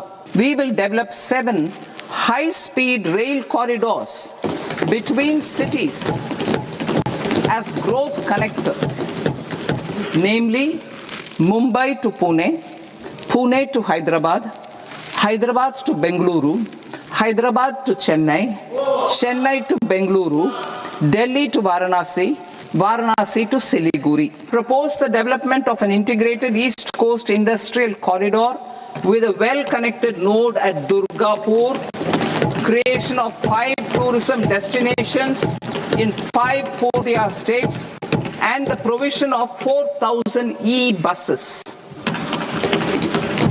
Buddhist sites in northeastern region. The northeastern region is a civilizational confluence of Theravada and Mahayana or Vajrayana traditions. কেন্দ্রীয় বাজেটকে তোপ, কেন্দ্রীয় সরকারকে তোপ। অভিষেক বন্দ্যোপাধ্যায়ের ভিত্তিহীন দিশাহীন budget বললেন, দেখুন। Baseless, missionless, visionless budget. চূড়ান্ত হতাশা থেকে এই বাজেট আমার মনে হয় অর্থমন্ত্রী পেশ করেছে। কিছুই নেই এবারে। যদি কেউ বলতে পারে যে বাংলার জন্য এটা রয়েছে, বাড়তি 4টে কোনো প্রকল্প নিয়ে এসছে যেতে বাংলার মানুষ উপকৃত হবে, যুবকেরা আগামী দিন চাকরি বা কর্মসংস্থান পাবে কি করে, বাজেটে কিছু মেনশন করা হয়নি। কৃষকদের আর্থিক সাহায্য সহযোগিতা বা ফিনান্সিয়াল সিকিউরিটি বা তাদের ইনকাম স্টেবিলাইজ করার আগামী দিনের রোডম্যাপ কি হওয়া উচিত তা নিয়ে কোনো ভিশন বা কোনো মেনশনই বাজেটে নেই। দিশাহীন বাজেট। শঙ্কুদেব, দিশাহীন বাজেট, কৃষকদের জন্য কিছু নেই ঘোষণা, যুবদের জন্য এবারের বাজেট বলেছেন নির্মলা সীতারামন, কিন্তু যুবদের চাকরির বিষয়ে কিছু নেই। দেখুন, আমার মনে হয় যে উনি পুরো বাজেটটা শোনেননি। যদি পুরো বাজেট শুনতেন তাহলে উনি তো সংসদে বসে বাজেট শোনেননি। সংসদে বসে সবাই শোনেন না। আচ্ছা, সংসদে বসে অনেকে ঘুমিয়ে পড়ে। অনেকে অন্যদিকে তাকিয়ে থাকেন, অনেকে কোথায় থাকেন উনি নিজেই বলতে পারেন। আমি দেখুন ওনাকে ব্যক্তিগতভাবে অসম্মান করতে চাই না, কিন্তু আমার মনে হয় ওনাকে আরেকবার বাজেট পড়ে দেখতে বলবো যে এই বাজেটে স্কিল ডেভেলপমেন্ট নিয়ে স্পেসিফিক প্রজেক্ট রয়েছে। এই ওনার পানিহাটি, উনি যে রাজ্যে থাকেন ওখানেই ইনস্টিটিউট তৈরির কথা বলেছে বাজেট বলেছে যে স্পেসিফিক্যালি একের পর এক হচ্ছে এডুকেশনাল সেক্টরে বিভিন্ন সেক্টর, যেমন হচ্ছে যত ইনস্টিটিউট আছে তাতে ইনভেস্টমেন্টের ডিটেলিং দেওয়া আছে। আমার মনে হয় পুরো বাজেটটা ওনার কাছে না থাকলে আমার ওনার নাম্বার নেই, নাহলে ওনাকে পাঠিয়ে দিতাম। আমি শুধু দুটো কথা বলে শেষ করতে চাই। আমি আশা করে অপেক্ষা করে বসে থাকবো 3-4 দিন পর ওনারা একটা লোক দেখানো বাজেট করে, কিছু মনে করেন না কি করেন এই রাজ্যে কোথায় বাজেটের যে ফারাকটা সেটাকে বলতে হবে। স্কিল ডেভেলপমেন্ট প্রোগ্রাম আমরা বছরের পর বছর ধরে দেখে আসছি। স্কিল বাড়িয়ে কি হবে? আমি রোহনকে বলছি, স্কিল বাড়িয়ে কি হবে? আমার যদি চাকরির জায়গা না করতে পারি তাহলে স্কিল বাড়িয়ে কি হবে? না, এটাই তো মেইন পয়েন্ট। দেখো, অ্যানাউন্সমেন্ট সবকটা আমি স্বাগত করবো, যে ডানকুনি থেকে যদি উনি ফ্রেড করিডোর করে, শিলিগুড়ি থেকে বারাণসী হাই স্পিড, এগুলো তো করে এসছে, এটা তো নতুন নয়। দেখো, আজকে সরকারটা 11 বছরের উপরে, 12 বছরে আজকে 12টা বাজেট হয়ে গেল, আমরা বাংলার জন্য কিছু পাইনি। কেন তুমি এটা দেখবে, আমি যেটা আগেও বলছিলাম, যদি আজকে বিজেপি বাংলাকে নিয়ে সত্যিই ভাবতো তাহলে তাদের ক্যাবিনেট মিনিস্টার একটা থাকতে হতো বাংলার জন্য, তাদের ভিশন নেই ওটার জন্য। তুমি দেখো, বাবুল সুপ্রিয় হচ্ছে একসময় মোদির খুব কাছের মানুষ ছিল, আজকে সে তৃণমূলের একটা মন্ত্রী হয়ে গেছে। আমি ঢুকছি না এটা। এবার আসলে দেখো এই ইয়েটায় আমি শ্রমিক ভট্টাচার্য যেটা বলছিল লং টার্ম প্ল্যানিং, হ্যাঁ, এটাই ফার্মার্স আর ইন্ডাস্ট্রি দুজনের জন্য। তাহলে আমি যদি ওটার বেঞ্চমার্কিং করি, আজকে ইন্ডাস্ট্রি তো পড়ে গেল, তোমার শেয়ার মার্কেট তো পড়ে গেল, শেয়ার মার্কেটের আজকে কোথায় দাঁড়ালো? বিজেপি তো সবসময় বলে তারা শেয়ার মার্কেটের, যখনই তারা বাজেট পেশ করে শেয়ার মার্কেট ওঠে, কিন্তু আজকে শেয়ার মার্কেট সব পড়ে গেছে। দেখো, শঙ্কুদেব বলছিল যে হয়তো অভিষেক ব্যানার্জি শুয়েছিল, আমি এক্ষুনি অনলাইন দেখছিলাম, নির্মলা সীতারামনের পাশেই যারা বসেছিল তারাই একদম ঘুমাচ্ছিল। তাহলে তুমি বুঝতে, কেন্দ্রীয় বাজেট পেশ করলেন কেন্দ্রীয় অর্থমন্ত্রী নির্মলা সীতারামন। আমরা বাজেটের আগে সাধারণ মধ্যবিত্ত যারা, তাদের রিয়াকশন নিচ্ছিলাম। তারা বলছিলেন তারা এখনো কষ্টে আছেন, তাদের কোনো সুরাহা, অর্থাৎ মধ্যবিত্ত, নিম্নবিত্ত, তাদের জন্য আমরা কি পেলাম? আয়কর অপরিবর্তিত থাকলো, মধ্যবিত্ত কি পেল? সব থেকে বড় কথা, আমি ম্যাডামের কাছে যাব। আয়করের তো কোনো পরিবর্তন নেই, তবে এটা বোধহয় সত্যি কিছু করার ছিল না, কারণ আমরা সবাই বাজেটের সময় থেকে, বাজেটের আগে থেকে আমরা এই আয়করের জায়গাটায় ফোকাস করি, তো কিন্তু এটা ভুললে চলবে না, আয়কর দেয় আমাদের জনসংখ্যার 2% কম লোকজন। ফলত এটা খুব বড় ব্যাপার আমার কাছে নয়। আমার কাছে যেটা মনে হচ্ছে যে কৃষিতে যে গ্রোথটা সেটা খুব কম হয়েছে, এবং খনির গ্রোথটা ইনফ্যাক্ট নেগেটিভের জায়গায় চলে গেছে। এই দুটো সেক্টর হচ্ছে আমাদের ভাষায় লেবার ইন্টেন্সিভ সেক্টর। এই লেবার ইন্টেন্সিভ সেক্টরকে যদি আমি বুস্ট করতে না পারি, তাহলে কিন্তু আমি কর্মসংস্থানের জায়গাটা করতে পারবো না। এবং আমাদের ইন্ডাস্ট্রিজ সেক্টরটার জন্যে কিন্তু কোনো দিনই আমরা কিন্তু ওই চায়নার মডেলে তো চলিনি, কাজেই আমাদের ম্যানুফ্যাকচারিংয়েরটা খুব একটা ভালো অবস্থায় নেই। এই 3টে সেক্টরের জন্যে আলাদা করে আমি ওই বায়োলজিক্সটা, ফার্মাসিউটিক্যাল সাধুবাদযোগ্য যে এই জায়গাটায় আমরা করেছি, কারণ ফার্মাসিউটিক্যাল এমন একটা সেক্টর যেটায় প্রচুর কর্মসংস্থান হয় এবং এক্সপোর্ট হয়, এবং তার সাথে গ্রোথ হচ্ছে। এবার তাহলে এই জায়গাগুলো ভালো, কিন্তু আদারওয়াইজ আমাদের এমপ্লয়মেন্টের জায়গাটা, এবং আমার সহ প্যানেলিস্ট বলেছিলেন যে এখানে তো এমপ্লয়মেন্ট জেনারেশন হচ্ছে না, ইনকাম হাতে নেই লোকে।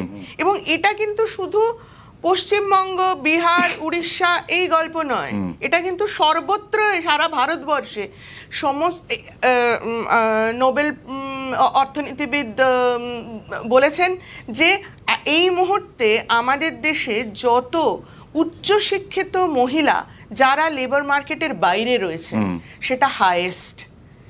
এবার এই যে কথাগুলো, এগুলোকে যদি আমরা সত্যি করে লেবার মার্কেটে না আনতে পারি, তাহলে তো ডেমোগ্রাফিক ডিভিডেন্ডের সুযোগটা নিতে পারছি না। বেশ, আমি আসবো।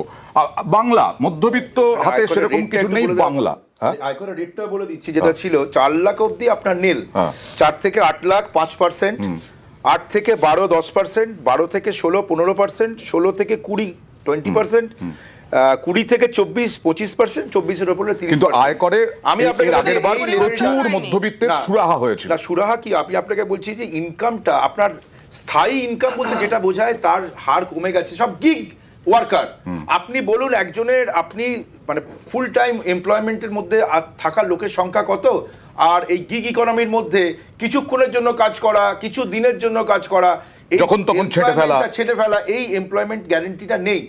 এর সঙ্গে সঙ্গে কি হয়েছে, যেটাকে আপনার এই মনরেগাটাকে নাম চেঞ্জ করে তার বরাদ্দ কমিয়ে দেওয়া, এবং বরাদ্দটা কত আমি জানি না, এবার বাড়িয়েছে কিনা সেটাও এখন অব্দি ক্লিয়ার হয়নি, মনে হয় বাড়ায়নি। এই যে আপনার এমপ্লয়মেন্ট গ্যারান্টির ক্ষেত্রে ভারতবর্ষের মতন 140 কোটি দেশে যেখানে এমপ্লয়মেন্ট গ্যারান্টির কোনো স্কিম থাকলো না, সেই বাজেটকে আপনি কিভাবে ভালো বাজেট বলবেন? ওকে, আমি আসি বাংলা কি পেল। বাংলা কি পেল? 3টি করিডোর, দুর্গাপুরে ইস্ট কোস্ট ইন্ডাস্ট্রিয়াল করিডোর, এছাড়া শিলিগুড়ি থেকে বারাণসী হাই স্পিড করিডোর, এবং ডানকুনি থেকে সুরাত ফ্রেট করিডোর। আর এই নিয়েই তৃণমূল আক্রমণ করছে। To promote environmentally sustainable movement of cargo, I propose to 1. Establish new dedicated freight corridors connecting Dankuni in the east to Surat in the west. Operationalize 20 new national waterways over the next 5 years. Starting with National Waterways 5 in Orissa to connect mineral-rich areas of Talcher and Angul and industrial centers like Kalinga Nagar to the ports of Paradeep and Dhamra. We will develop 7 high-speed rail corridors between cities as growth connectors, namely Mumbai to Pune, Pune to Hyderabad, Hyderabad to Bengaluru, Hyderabad to Chennai, Chennai to Bengaluru, Delhi to Varanasi, Varanasi to Siliguri.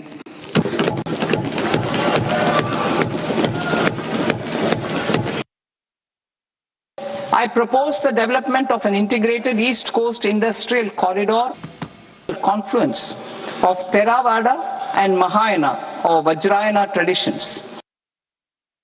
Budget কিছু নেই, এটা colourless, odourless আর tasteless budget. নতুন কিছু নেই, announce করেছে সবই all in the future.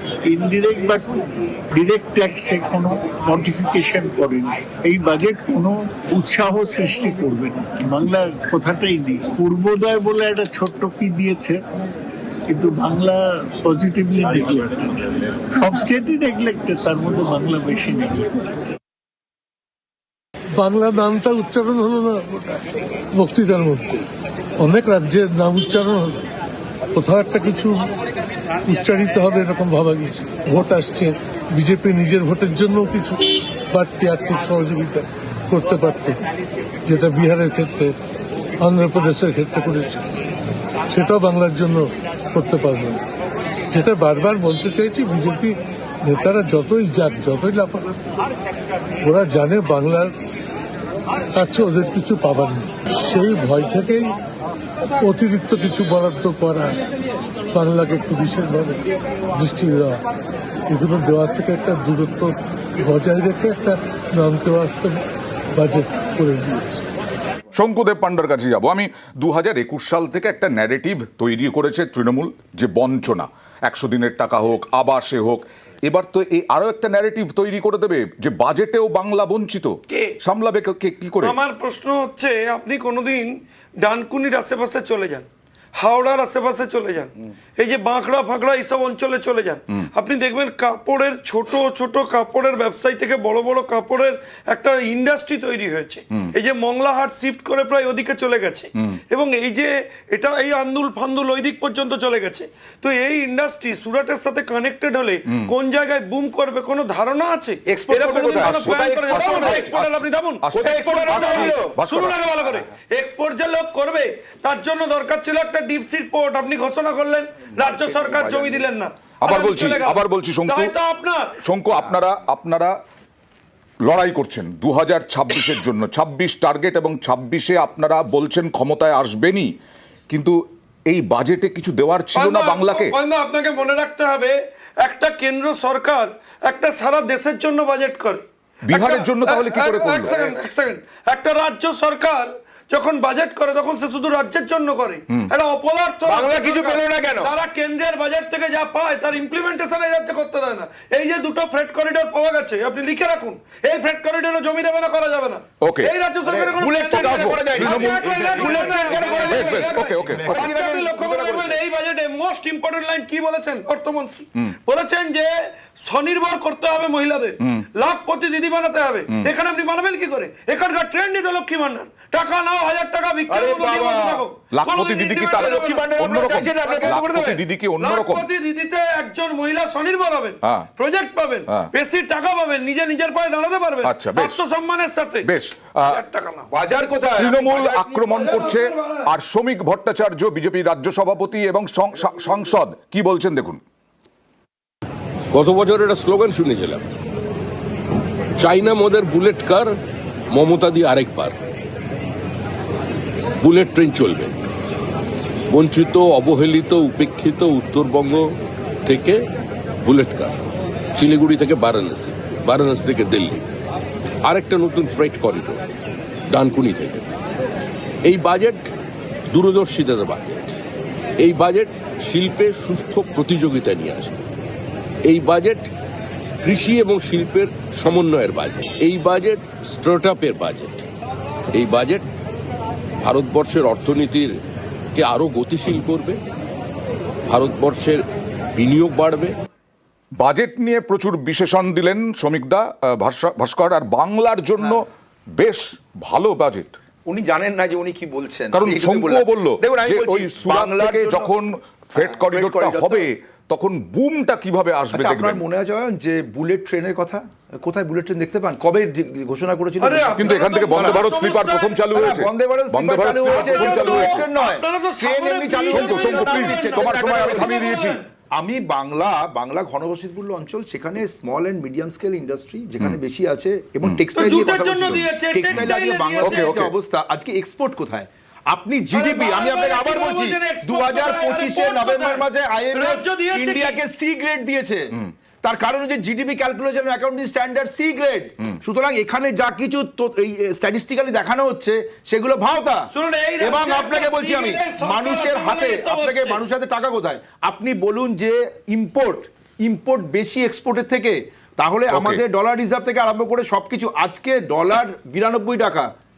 আমি আসছি, রোহনের কাছে আসবো, তবে তার আগে আমি ম্যাডামের কাছে আরেকবার যাবো। যে বিজেপি যেটা দাবি করছে, শ্রমিক ভট্টাচার্য যেটা দাবি করলেন যে বাংলার এই যে ফ্রেট করিডোর, এই যে ইন্ডাস্ট্রিয়াল করিডোর, এটাতে কি সত্যি আপনি মনে করছেন কত বছর লাগতে পারে? আগামী 1 বছরের মধ্যে কিছু সম্ভব? দেখুন, এগুলো তো সবই ক্যাপিটাল ইনভেস্টমেন্ট, কাজে এগুলোর কিন্তু লম্বা জেস্টেশন পিরিয়ড থাকবে, এটা আজকে বলে কাল হবে না। কিন্তু অ্যাট দ্য সেম টাইম যেটা নিয়ে দ্বন্দ্ব চলছে, যে রাজ্য সরকারের যদি সহযোগিতা না থাকে তাহলে হবে না, এবং এটা কিন্তু ইকোনমিক সার্ভেতে পরিষ্কার জানানো হয়েছে যে সমস্ত দায়ভার সেন্ট্রাল গভর্নমেন্টের হতে পারে না, কারণ আলটিমেটলি সেগুলোকে ইমপ্লিমেন্ট করবেন রাজ্য সরকার। এখানে একটা তথ্য দিই যে আমরা চিরকাল দেখেছি যে রাজ্য সরকারের একটা জায়গা থাকে, সেখানে তার যারা রাজ্যবাসী, তাদের যখন কোনো শক আসে, সেই ইনকাম শক হতে পারে, প্যান্ডেমিক শক হতে পারে, সেখানে সাপোর্ট দেওয়ার। আনফর্চুনেটলি স্টেট ফিনান্সের যা অবস্থা, সেইটা জায়গাটা ক্রমাগত শুরু হয়ে যাচ্ছে, এবং আনকন্ডিশনাল ট্রান্সফার। দেখুন, ট্রান্সফার কিন্তু নতুন নয়। এই যে দুয়ারে সরকার, লক্ষ্মীর ভান্ডার নিয়ে যে বিতর্ক, অর্থনীতিবিদ হিসেবে বলতে পারি যে এটা কিন্তু কোনো নতুন নয়, এটা কিন্তু শুরু। বন্দ্যোপাধ্যায় এটাকে বলেছেন যে টাকা দিয়ে যাচ্ছেন, ওনাকে শেষ করুন। আপনারা কি পৈতৃক সম্পত্তি, তৃণমূল কংগ্রেসের কি পৈতৃক সম্পত্তি? তৃণমূল কংগ্রেসের দিয়ে এটা টাকা আপনি মানুষের হাতে টাকা দিয়ে ওনাকে শেষ করতে দিন, ওনাকে শেষ করতে দিন। অন্য রাজ্য আছে, বিজেপি শাসিত রাজ্য আছে না। আমি আসছি আনকন্ডিশনাল ট্রান্সফার। এবার যেটা দেখানো হয়, যেটা মূল একটা কি বলবো, একটা কোট করা হয় ব্রাজিল আর মেক্সিকোর ট্রান্সফার নিয়ে। সেগুলো প্রত্যেকটাতে কন্ডিশন ছিল।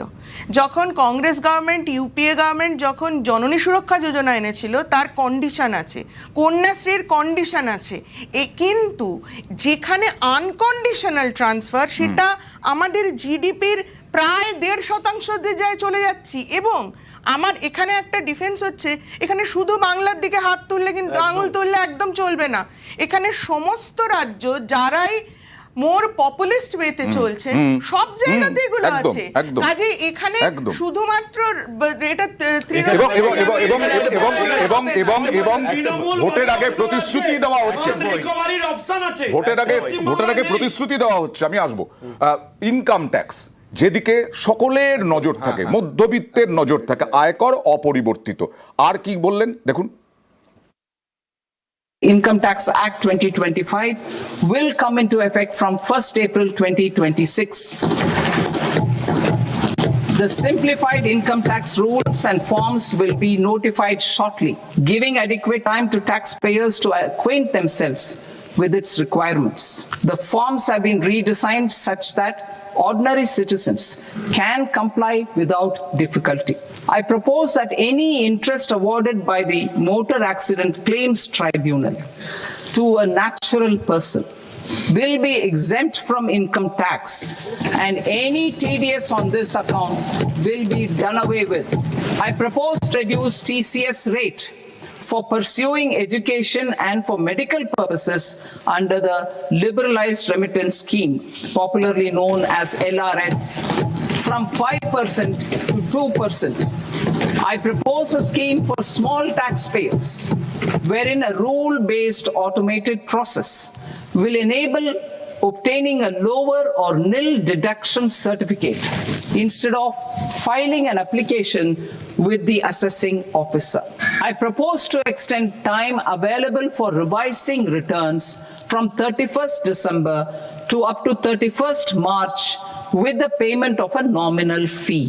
The timeline for filing of tax returns. Individuals with ITR 1 and ITR 2 returns will continue to file till 31st July. There is already a framework for immunity from penalty and prosecution in the cases of underreporting. I propose to apply this framework for immunity to misreporting too. However, in such a case, the taxpayer will need to pay 100% of the tax amount as an additional income tax over and above the tax and interest due. Non-production of books of account and documents and requirement of TDS payment where payment is made in kind are being decriminalized. Further, minor offences will attract fine only. They will entail only simple imprisonment, maximum imprisonment reduced to 2 years, and power to courts to convert even those into fines. আমরা income tax দেখাচ্ছিলাম, অভিযোগ করছো তোমরা যে কেন্দ্রীয় সরকার কি budget করেছে, কিন্তু আজকে যা অবস্থা, ট্রাম্পের 50% শুল্ক, 100% শুল্ক, যাদের সঙ্গে বাণিজ্য ভারতের, সেই দেশগুলোরও খারাপ অবস্থা, তাদেরও অর্থনীতির অবস্থা খারাপ, সেইখান থেকে বাজেট আর কত কি করবে কেন্দ্রীয় সরকার? দেখো, রিয়ালিটির মধ্যে থেকে দেখেই আমি কথা বলতে চাই। তুমি যদি এই কথাটা বলো, আজকে 2008 সালে লিমেন ব্রাদার্স ক্র্যাশ থেকে আরম্ভ করে পুরো পৃথিবীতে যে রিসেশনটা এসেছিল, সেই সময় তুমি তার ভারতের গভর্নেন্স দেখো। সেই সময় আমি আরেকটা পয়েন্ট বলতে চাইছিলাম, কেন এখানে তৃণমূলের ব্যাপারেও আমার কিছু বলার আছে। 2014 সালের পর থেকে বিজেপি সরকার আমাদেরকে কোনো ক্যাবিনেট মিনিস্টার বাংলাকে দেয়নি। তুমি দেখে নাও 2004 থেকে 2014 কতজন বাঙালি যারা ক্যাবিনেট র্যাঙ্কে ছিল বা বড় বড় মিনিস্ট্রি র্যাঙ্কে ছিল। আমরা জানি যে বাংলাকে বিজেপির সঙ্গে কোনো সম্পর্ক নেই, এই জন্যই তো আমরা বারবার বলে এসেছি যে বাংলা আর বিজেপি এক জায়গায় যেতে পারে না। আমি বলতে চাই, যখন 2011-তে কংগ্রেসের হাত ধরে তৃণমূল আসলো আর 2012-তে চলে গেল কেন, এফডিআই রিটেল নিয়ে নো কনফিডেন্স মোশন আনলো, আমাদের সরকারটাকে ফেলে দেওয়ার তখন থেকে শুরু হলো। 2014 পর থেকে তুমি দেখো বাংলা কি পেয়েছে। এই যে এতক্ষণ ধরে আমার পাশে যারা বসে আছেন তাদের মধ্যে বাকবিতণ্ডা হচ্ছে, কিন্তু এটা বাংলার মানুষ কি পাচ্ছে? একজন বলছে যে আমি এই দিলাম, আরেকজন বলছে না আমি বাংলায় কিছু পেলাম না। আমি তো এটাই বলতে চাইছি যে বাংলার মানুষ তাদের গভর্নমেন্টগুলো থেকে যারা কি ঝগড়া চায়, এই জন্য মন বড় হতে চায়। কংগ্রেসের যারা সরকারে ছিল, সেন্ট্রাল গভর্নমেন্টে ছিল, তাদের মন বড় ছিল। তুমি দেখো, যখন আমাদের 2011 থেকে 2014 মমতা ব্যানার্জি নিজে বলেছে যে আমার সব থেকে বেশি কাজ, আমি যা কাজ করতে পেরেছি 20 বছর, সেই কাজ কোনোদিন হবে না, সেটা তো তার কথা। তো বাংলায় কাজ, এই আজকে বিবি রামজি যে প্রকল্পটা বিজেপি এনেছে, তার 60% টাকা সেন্টার দেবে আর 40% টাকা স্টেট দেবে। স্টেটের ডেট 8 লক্ষ কোটি টাকার উপরে। কোথা থেকে এই টাকাটা দেবে? কংগ্রেসের সময়, ইউপিএর সময় 100% টাকা সেন্ট্রাল গভর্নমেন্ট দিত, আর এটাকে তৃণমূল দেখাতো তাদের প্রকল্প। আমাদের কোনো অসুবিধা ছিল না, কেন বাংলার মানুষ, মহিলারা, অভিযোগ করছে, অভিযোগ করে, বিজেপি অভিযোগ করছে যে চুরি হচ্ছে। তো চুরি হচ্ছে, তো চুরি চোরদের ধরছে না কেন? এখন পর্যন্ত আমরা খালি দেখি এই সেটিং এর, যে ইডি যখন ইলেকশন আসছে, ইডি সিবিআই আসছে, কিন্তু থ্রু আউট দ্য ইয়ার কিছু হচ্ছে না। চাকরিগুলো তো চলে যাচ্ছে, একটা গরিব মানুষের ঘরে আমদানি আসছে না। সেই একই প্রশ্ন উঠছে শঙ্কুদেব, আবার সেই একই প্রশ্ন উঠছে যে আসলে কি পরিকল্পনা করেই বাংলার জন্য বরাদ্দ, বাংলার জন্য সেরকম ভাবে কিছু করা হলো না? এই যে এরা সেটিং করে। এক সেকেন্ড আমি রোহনের সাথে একটা জায়গায় একমত। তো ইয়াং পলিটিশিয়ান ওইটা বুঝতে পেরেছে যে আজকালকার দিনের অর্থনীতিতে না একটা ক্লিয়ার পার্টিসিপেশন চাই। শুধু কেন্দ্র টাকা দিয়ে যাবে, রাজ্য পার্টিসিপেট করবে না, ফিনান্স দেবে না, এই জিনিসটা চলে না। এখন যে কোনো প্রজেক্টই আপনি দেখবেন তাতে সমস্ত রাজ্য সরকার একটা, না শুনে আমি শেষ করে নিও না, এটা নিয়ম যে রাজ্য তার পার্টিসিপেশন দেবে, 60-40-তে থাকবে। আপনি দেখবেন না টাকা দিতে পারে রাজ্য সরকার, পশ্চিমবঙ্গ সরকার না দেয়, ইভেন না জমি দেয়, না কোঅপারেট করে, এবং যেটা করে ধরুন আর 4-5 দিন পর দেখবেন একটা বাজেট প্লেস করবে বিধানসভায়। এখন আজকেই এই বাজেটের সব কাগজপত্র নিয়ে বসে পড়বে, দিয়ে দেখবে কত কত টাকা কোন কোন প্রজেক্টে কেন্দ্র দিচ্ছে, নিজেরা একটা করে নিজেদের নাম দেবে, দিয়ে সেই প্রজেক্ট নিয়ে নেমে পড়বে।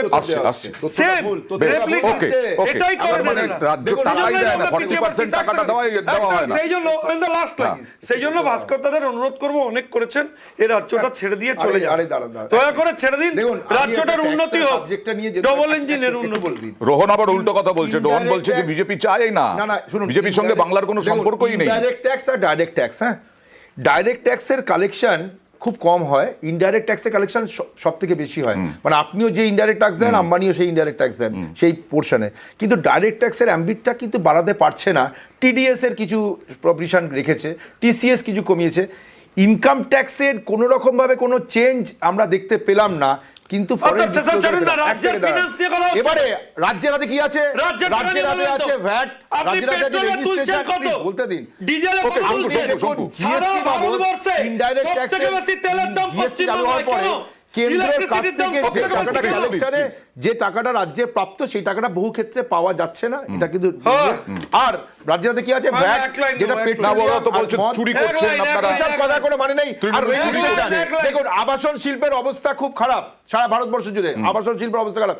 তাহলে রেজিস্ট্রেশনের জন্য যে ইনকামটা রাজ্য সরকার কমে গেছে, তার কারণ হচ্ছে পুরোপুরি আর্থিক নীতি। একজন মানুষের হাতে টাকা থাকবে, সেই টাকা থাকলে তো কিনবে।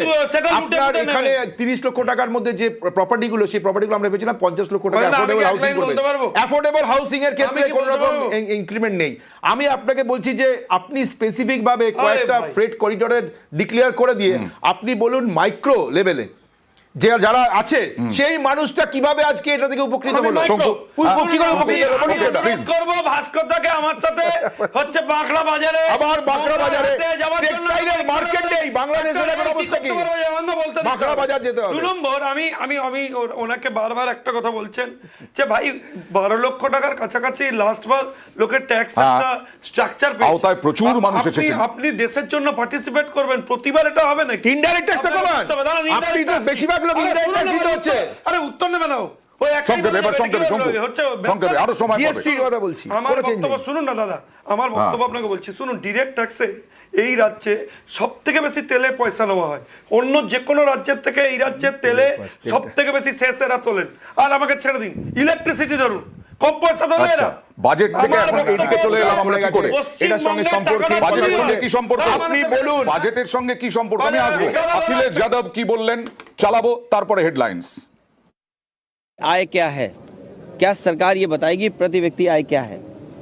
उत्तर प्रदेश के लिए इस बजट में कुछ है क्या सर? ये किसी को राहत देने वाला बजट नहीं है। मिडिल क्लास का वोट ले लेंगे, गरीब का वोट ले लेंगे, किसान का वोट ले लेंगे, लेकिन बजट आएगा तो 5% लोगों के लिए बनाएंगे। उत्तर प्रदेश के लिए सर? उत्तर प्रदेश के लिए प्रधानमंत्री मिल गए हैं, मुख्यमंत्री हैं, तो क्या जरूरत है और चीज की? अब सोचिए अयोध्या जैसी जगह पर मार्केट क्रैश हो गया मार्केट तो इसीलिए मैंने कहा ये हालत रही तो सोने पर पीतल लगा करके जेवर पहनने पड़ेंगे।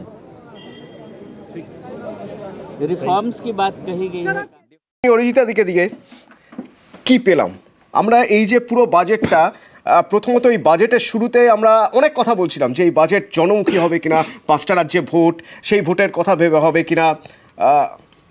বহির্বিশ্বে এই মুহূর্তে একটা অর্থনৈতিক টালমাটাল পরিস্থিতি চলছে, সেটা মাথায় রেখে বাজেট পেশ হবে কিনা, এই বাজেট পেশের পরে কি মনে হলো প্রপার ব্যালেন্স করে একটা বাজেট পেশ? আমি যদি মানে খুব ক্রস মানে খুব অ্যাপারেন্ট ধরতে চাই, ঠিক কি মনে হচ্ছে?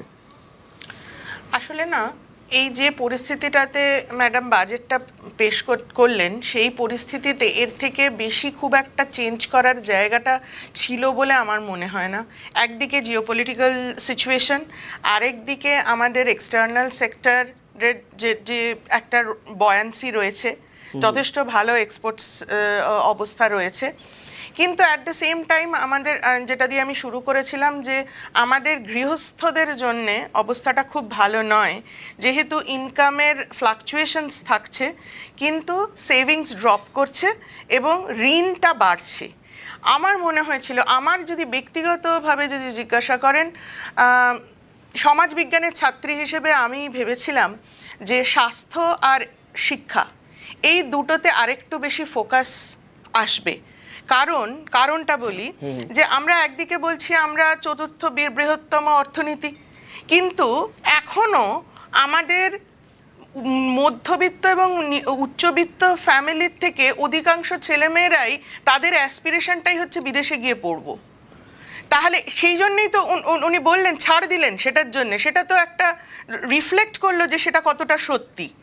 তাই জন্যে আমার মনে হয়েছিল যে স্বাস্থ্য আর শিক্ষায় শুধুমাত্র ইন্স্যুরেন্স পলিসি, মানে সেটা স্বাস্থ্যসাথী হোক বা উল্টো দিকে পিএমজেই হোক, আয়ুষ্মান ভারতী হোক, সেটা দিয়ে তো এনাফ হচ্ছে না, ফাইন্যান্সিয়াল প্রোটেকশন দিতে পারছে না। তাই জন্যে প্রভিশনের জায়গায় মানে একদম মানে সরকারি স্বাস্থ্য ব্যবস্থাটাকে যদি আমরা আরেকটু জোরদার করতে পারতাম, এবং এডুকেশন সেক্টর, কেন আমি বলছি, আমি যদি তথ্য দিয়ে একটু দেখি যে গত 10 বছরে 2015-16 থেকে 2025-26 মানে শিক্ষা আর স্বাস্থ্য খাতে আমি বলি একটু, শিক্ষা আর স্বাস্থ্য খাতে দুটোতেই ইউনিয়ন বাজেটের যে অংশটা ইনভেস্ট হচ্ছিল সেটা কিন্তু ফল করে গেছে। মানে অ্যাবসলিউট টাকায় তো বেড়েছেই, কিন্তু আমার তো জিডিপিও বেড়েছে, আমার তো ইউনিয়ন বাজেটের ভ্যালুও বেড়েছে, কিন্তু একদম ইকোনমিক সার্ভের তথ্য বলছে যে সেখানে কিন্তু একটা ড্রপ হয়েছে শেয়ারে। এইটা আমি মনে করেছিলাম যে সত্যি যদি সবকা সাথ সবকা বিকাশ করতে হয় তাহলে এই দুটো জায়গায় আমাকে খুব স্ট্রংলি যেতে হবে, যেখানে আমি সত্যি করে হিউম্যান ক্যাপিটালটা তৈরি করতে পারবো।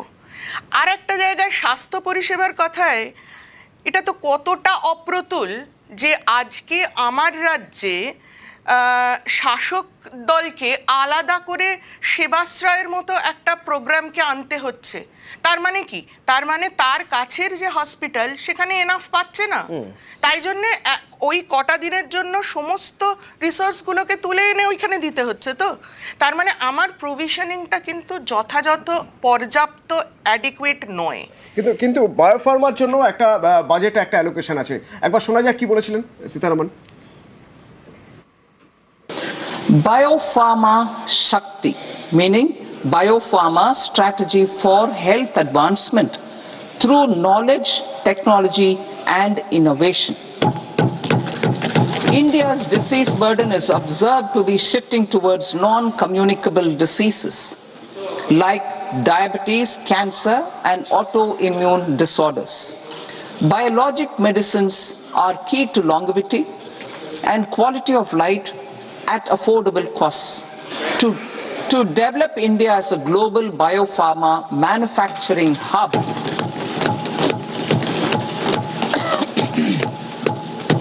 I propose the Biopharma Shakti with an outlay of 10,000 crores over the next 5 years. বাজেটে আয়ুর্বেদ প্রসঙ্গ নিয়েও রয়েছে, অ্যালোকেশন রয়েছে, বাজেট বরাদ্দ হয়েছে কি? Ayurveda gained a similar global acceptance and recognition. Exporting quality Ayurveda products helps farmers who grow the herbs and youth who process the products. To meet growing global demand, a few more steps are being taken. I propose to 1.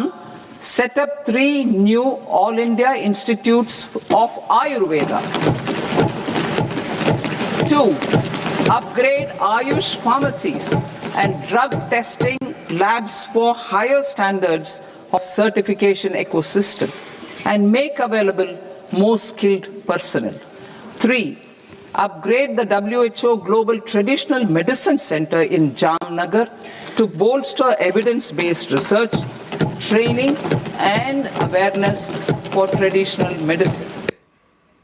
একেবারে শুনে নেওয়া যাক health education অর্থাৎ স্বাস্থ্য শিক্ষা খাতেও কত বরাদ্দ হলো। Education. Our government will support states to challenge route in creating 5 university townships in the vicinity of major industrial and logistics corridors. These planned academic zones will host multiple universities, colleges and research institutions, skill centers and residential complexes.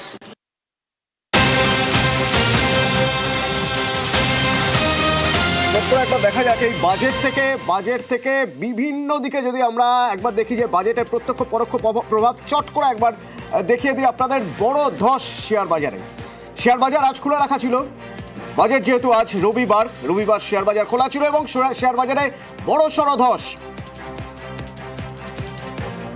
800 থেকে 1500।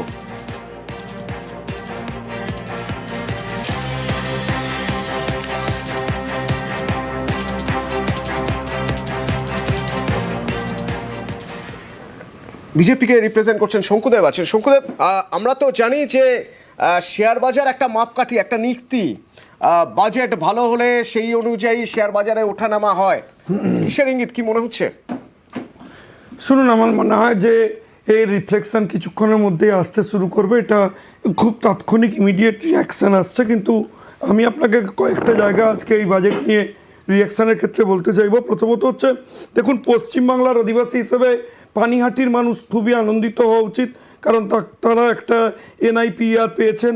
এছাড়াও সবথেকে গুরুত্বপূর্ণ, বহুদিন ধরে অর্জুন সিংরা আন্দোলন করতেন যে জুটের জন্য আলাদা একটা স্কিম ডিক্লেয়ার হোক, সেটা আজকে ফর্মালি অ্যানাউন্সড হয়েছে, সেটা তারা পেয়েছেন।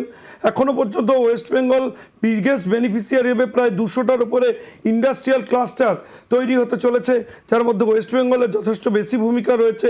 এছাড়াও ডানকুনি টু সুরাট যেটা ফ্রেট করিডোর হবে, সেটাতে আমাদের অনেক সুবিধে। বারাণসী শিলিগুড়ি আমরা বুলেট ট্রেন পেয়েছি, তাতে অনেকটা সুবিধে। এবং Varanasi new Delhi corridor also announced হয়েছে, যেটা শিলিগুড়ির হচ্ছে কানেকশানে থাকবে, সেটা আমাদের পক্ষে অনেক বেশি লাভজনক হয়েছে। এছাড়া গার্লস হস্টেল ডিক্লেয়ার করা হয়েছে মেয়েদের জন্য, যেটা যথেষ্ট সুবিধা হবে। প্রত্যেকটা ডিস্ট্রিক্টে এটা পাওয়ার সম্ভাবনা রয়েছে। আমি জানি না তৃণমূল কতটা করতে পারবে ও করে দেবে। এবং এরপরেও রয়েছে 5টা স্টেটে মেডিকেল ট্যুরিজম, যেটা অত্যন্ত বেশি গুরুত্বপূর্ণ জায়গায় যাবে ওয়েস্ট বেঙ্গল বলে আমার মনে হয়। ইনকাম কোথায়? আরে শেষ করি। ইনকাম জায়গাটা কোথায় দেখান? আরে দাঁড়ান, আমি শেষ করে নি। আরে আপনি যদি বাস করতে আমার রিঅ্যাকশনের মধ্যে ঢুকে গেলেন, আপনাকে এক মিনিট বলতে দেব না। আমরা তো আমাদের বাংলায় যেটা উপকার হয়েছে বলতে দেবেন না তো, জ্বালা হয়েছে বলুন। এরপরে তো আরো স্পেসিফিক্যালি বলবো, ইস্ট কোস্ট ইন্ডাস্ট্রিয়াল করিডোর হচ্ছে দুর্গাপুরে, যেটা আমরা পেয়েছি। আমার বক্তব্য হচ্ছে খুব স্পষ্ট, দেখুন, করিডোর অ্যানাউন্স করলে তো হবে না, সেই করিডোরটা তো আর আকাশে হবে না, জমি দেবে না এরা। এরা আজকে একটা সল্টলেক সেক্টর 5-এ মেট্রো রেল করা যাচ্ছে না মাত্র, মানে বাজেটে সব রকম সংস্থান রয়েছে, রাজ্যগুলোকে কিভাবে আরো এগিয়ে নিয়ে যাওয়া যায় সেই সব ব্যবস্থা রয়েছে, তাই তো? পশ্চিমবঙ্গের জন্য অনেক কিছু শুনবো। দেখুন ভাস্কর সিংহ রায়, মানে আমি বলছি বাজেট অ্যালোকেশন যেখানে যা কিছু হয়েছে সেটা আপনারা বিস্তারিত দেখবেন। রাজ্যগুলো প্রাপ্ত টাকা কেন্দ্রীয় সরকার দেয় না, ইনডাইরেক্ট ট্যাক্সের জিএসটি কালেকশনের টাকা দেয় না, বিভিন্ন জনহিতকর প্রকল্প মনরেগা টাকা বন্ধ করে দিয়েছে, মানে সুপ্রিম কোর্টকে ইন্টারফেয়ার করতে হয়। দেখুন একটা কথা হচ্ছে যে